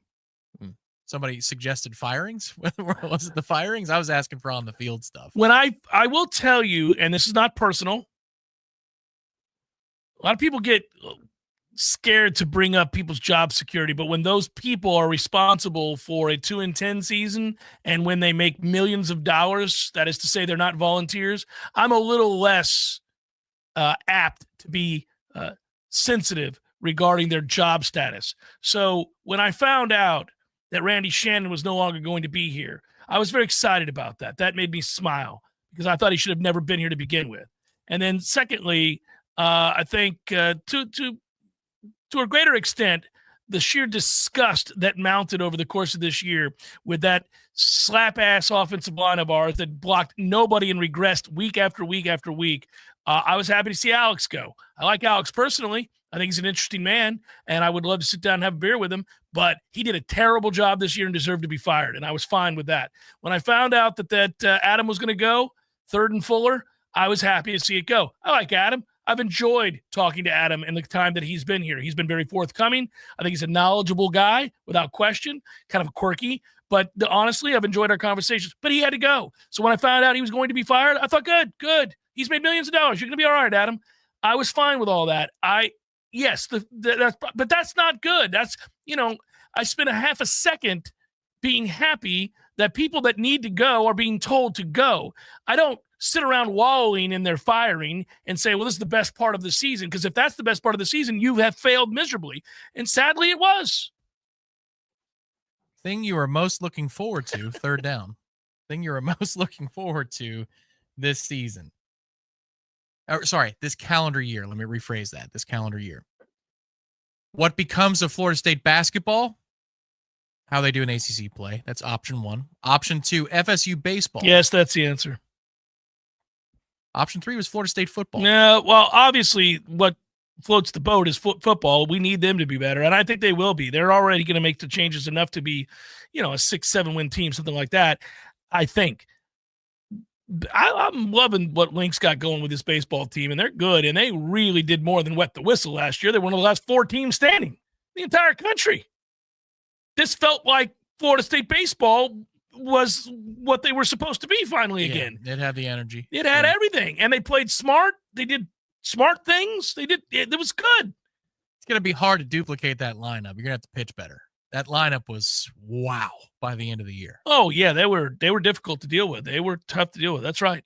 Hey, listen, I can get excited about 6'6", 250-pound first baseman. Yeah, well, yeah, I'm with you there. I mean, that's. I'm tired of having slot receivers play first base. Yes, I mean, you got a Hoss over there now, and he's a lefty, so you're going to be. I mean, that's tanks off the tent. There's your new shirt. Let's go. Tanks off the tent. Let's go. The tent back up yet? Did they fix it? I have not been over there lately to do it. I don't, because I don't cover recruiting. I'm not over there outside the Moore Center. I'm not trying to find a space to park and, look at the tent over there. I do give Brandman a very nice. That's nice. First drive of the Georgia Tech game was a reason to smile. We were all in the open air press box together, and we had seen in practice. I know people want to hear about that. Tell me more about how they practice, guys.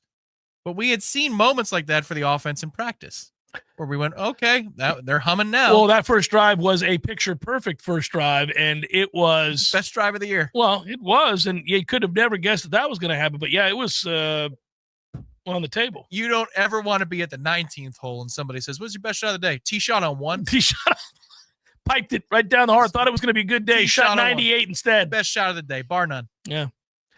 Notice I didn't say first iron shot.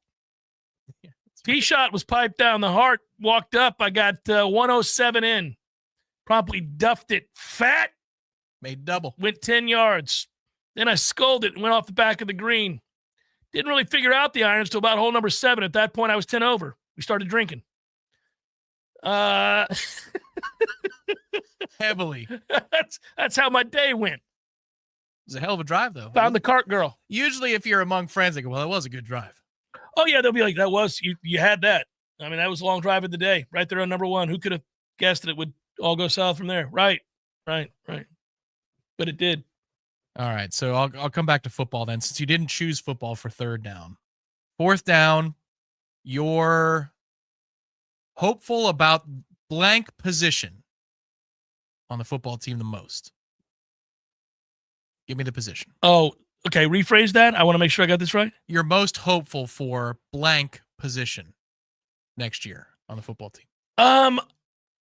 Well, I really wish at this juncture I could say offensive line because it's what's got to get better. But right now we just brought in the one new guy, so I'm still waiting on that. And for me, Linebackers. What? I did not expect that answer. Linebackers. I think they're gonna play differently. I think we're gonna see a group that is. Believe in Papuchas? He's not really what I think that the defense, Tony White's defense. Remember, Tony played linebacker. Tony was a linebacker. Okay. He's previously a linebackers coach, Tom. The current linebackers coach is Papuchas. He's whatever he is. He was the defensive ends coach before that. What did he do? He's on the staff. Fine. He'll be worried about the ungodly amount of time we spend on special teams. But I, Tom, am looking forward to seeing these linebackers play.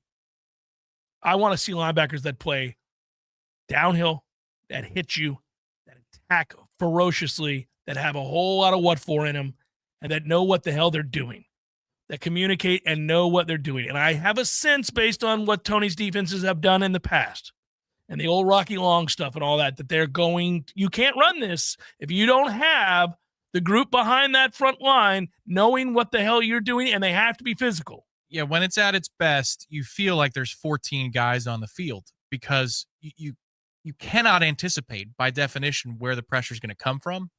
And so if you key to a certain half of the field and they're in rhythm, they're going to have numbers on the opposite side of the field. And so when the ball travels out to the right side of the offense, there's 4 guys waiting to tackle. And you go, God almighty.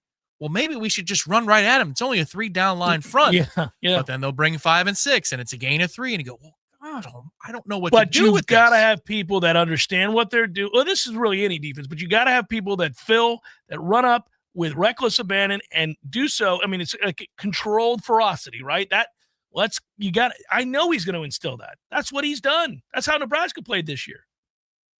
That one horrible game. Yep. The Indiana game went south in a hurry. They didn't play great against UCLA. Other than that, they've played very good football, very sound, dominated Colorado. Yeah, I'll take 10 good efforts and 2 clunkers right now. If you promise that to me. Hell yes. Yeah, absolutely. Yeah, and sometimes you get got. Other guys are paid handsomely too. I mean, it happens sometimes. I mean, we've watched our favorite coaches, the best coaches in the league.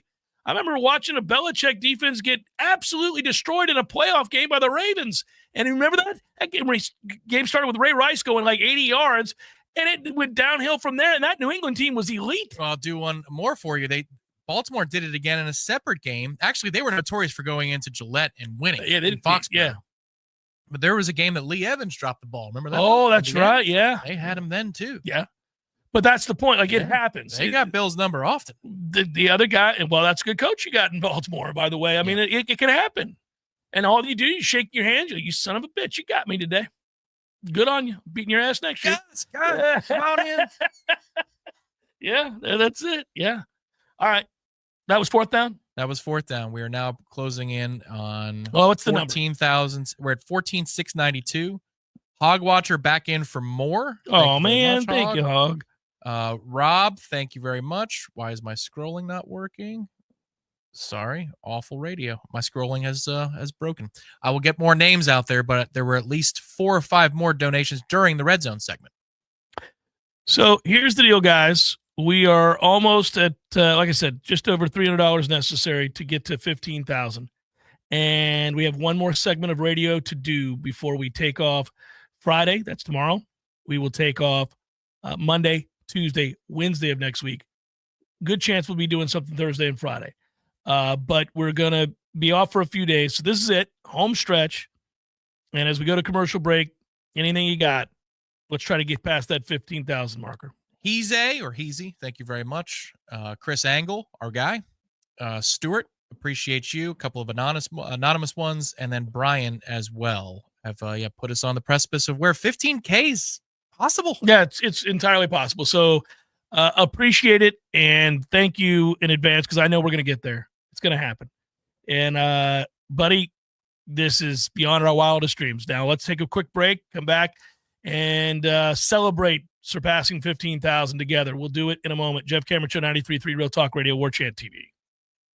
You're Local news now. A prominent Tallahassee personal injury lawyer is facing a felony charge for alleged sexual misconduct. William D. Hall Jr., 71, was arrested last Friday on a criminal solicitation charge after an undercover operation involving police pretending to be in a family with 2 children. The case will move forward to a trial. Hall had been emailing back and forth with an undercover agent since 2021. The agent posed as a person who was a part of a family who engaged in a naturist lifestyle, with a family made up of 2 adults and 2 children under the age of 13. He communicated with the agent numerous times over the course of 3 years. After learning the ages of the family during his first communications, the agent then asked him what he was interested in. Paul sent a nude photo he took from the chest down inside his office. He was arrested in the parking lot of his law firm on North Monroe Street last Friday. He was released shortly after on a $5,000 bond. This is Rachel Lene with your Real Talk 93.3 local news update, brought to you by Macklemore Systems, Tallahassee's go-to Mac store. Check them out online at MacklemoreSystems.com.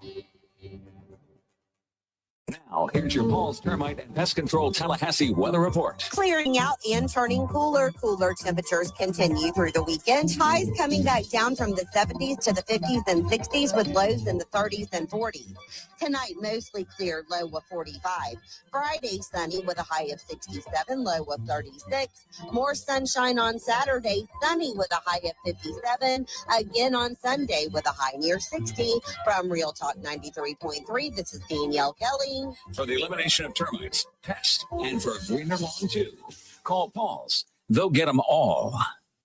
Searching for the best place to host an event for your friends and family? The Golf Club at Summerbrook is more than just a place for a round of golf. It's also one of the best choices for hosting and celebrating the most special days in your life. From rehearsal dinners and baby showers to corporate banquets and kids' birthday parties, you'll receive amazing personal service and attention to every detail when you choose the Golf Club at Summerbrook. Find out how affordable it can be and call us today at 850-894-GOLF. That's 850-894-GOLF. If you're living with dry age-related macular degeneration or dry AMD, you may be at risk for developing geographic atrophy or GA. GA can be unpredictable and progress rapidly, leading to irreversible vision loss. Now there's something you can do to slow it down and get it going slower. Izervay is proven to slow GA progression. Izervay gets GA going slower. Izervay or avacincaptad pagel is a prescription eye injection used to treat GA. Don't take it if you have an infection or active swelling in or around your eye. Izervay can cause eye infection, retinal detachment, or increased risk of wet AMD. Izervay may temporarily increase eye pressure. Your vision may be impaired after an eye injection or exam. Don't delay. Ask your doctor about Izervay today. Izervay gets GA going slower. Visit Izervay.com. That's IZERVAY.com. Paid for by Astellas Pharma. The Jeff Cameron Show is a production of the Warchant.com Multimedia Network. Check out Warchant.com today for the latest news inside Florida State athletics. That's Warchant.com. Now, back to Jeff on Real Talk 93.3. Let's bring up the number. Where are we at now? Oh, here we go. Ding, ding, ding. All right, we killer. did it. Woo! Bradley C closes it out to get it over 15K. But in order to have that be in position to happen, Noel Kev jumped in there. Brand jumped in. Mike Coffey jumped in. $100. Thank you. Bradley C, 150. David Bardstown, 50 bones. Wow.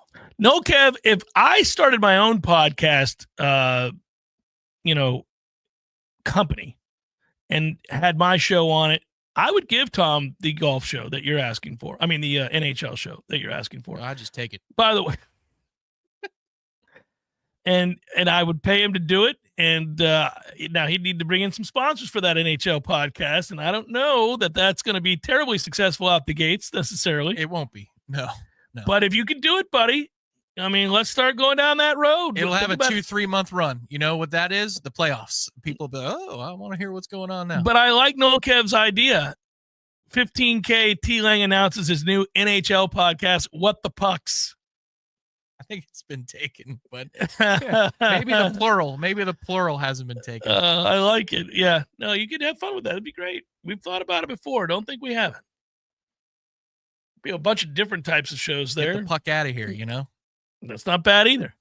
$15,017. We've got 6 minutes to go in the show. Any last of you stragglers that want to roll through and drop in a donation, we greatly appreciate it. We will sign off here in about 5 minutes, or 6 minutes, I should say.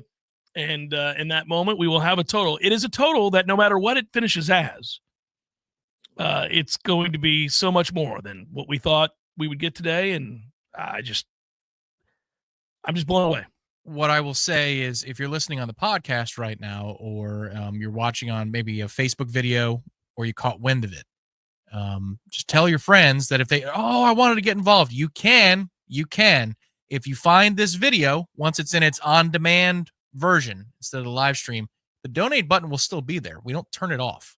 So if, in fact, you're listening to this on your way to work tomorrow, you say, what? Sounds like a great organization, the Guardian Ad Litem. They help neglected, abused, and abandoned children. Like, how can I help? Just find this video on our YouTube channel, and you'll see it. It's the Holiday Giving Show in all caps. That's what it says after Jeff Cameron Show, and it will be available to you. TPE showed up big there in the chat. You'll laugh. Oh, I could run a 30-second spot. He's talking about what we were talking about earlier today. Right, I could. And then you'd be on the hook for a hockey podcast. We're a little slammed right now. If I was going to launch another one, I think it probably would have to be Mets right now. Yeah, ain't nobody sponsoring that. Not here. Oh, really? Nobody. Nobody wants to hear about your multi-billionaire owner who's going to overpay for a massive roster. It's not. Well, they're an underdog team. What are you talking about? They're an underdog story. That's ridiculous. Now, hey, listen, billionaires make choices. It's true. And he's made one, and you're lucky that he bought your team and decided that before he dies, he must win a World Series championship. He also needs to get off his ass and do more, because we're not the best team in the East right now.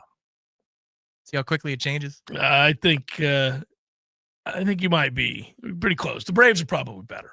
Phillies are pretty good too. It's a hell of a division. It is. And it's going to be a war for a long time. Looking forward to the Braves are a better run organization, and that's true, but you're about to just spend your way into being the best team. Hopefully. Yeah, that's the goal. The Braves are a better run organization. Well, I would argue the Braves are the best run organization in baseball. In the last 30 to 35 years. Besides the Rays.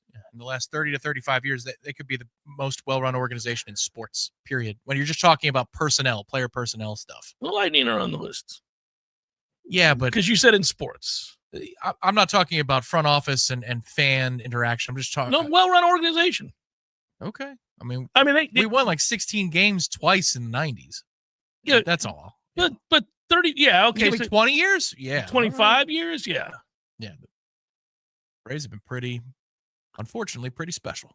Well, for a long time, just a dearth of World Series championships. Right, you think they'd have over 9. that run, yeah. You know, they got 2. They got 2. That one recently really helped out. Them and the Marlins. They both got 2. Oh, man. How fun is this?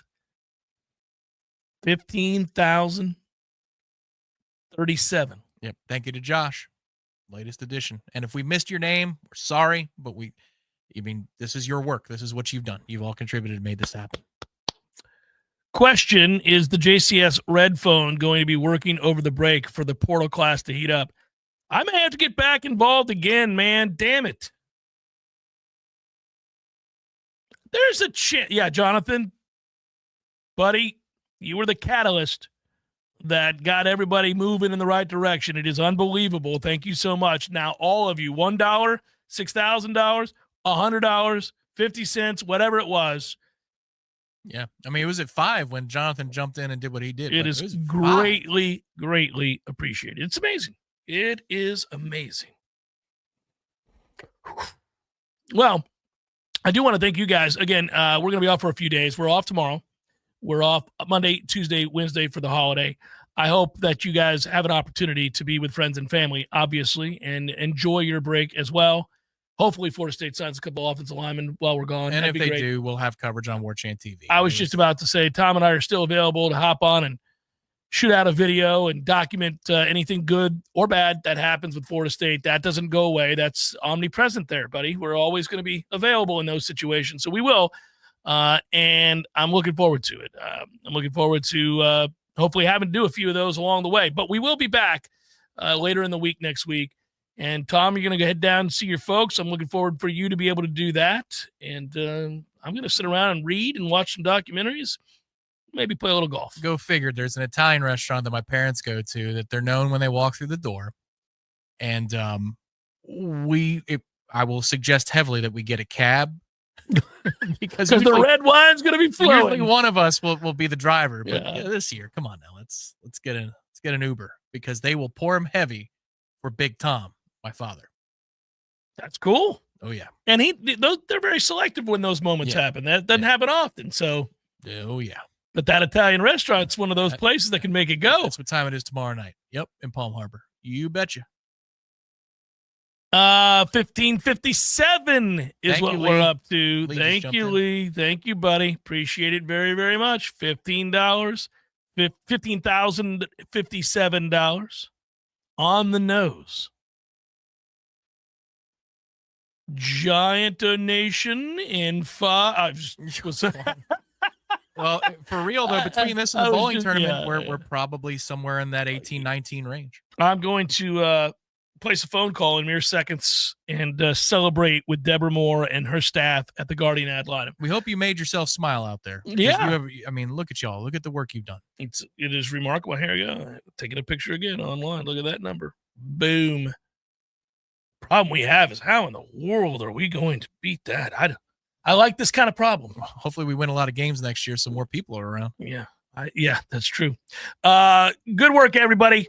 Thank you so much. I really cannot possibly express my gratitude as much as I'd like through these airwaves, but believe me, we are touched and overwhelmed, and thank you so much. Merry Christmas. Happy Hanukkah. Happy holidays, everybody. Be well. We'll be back next week, late in the week.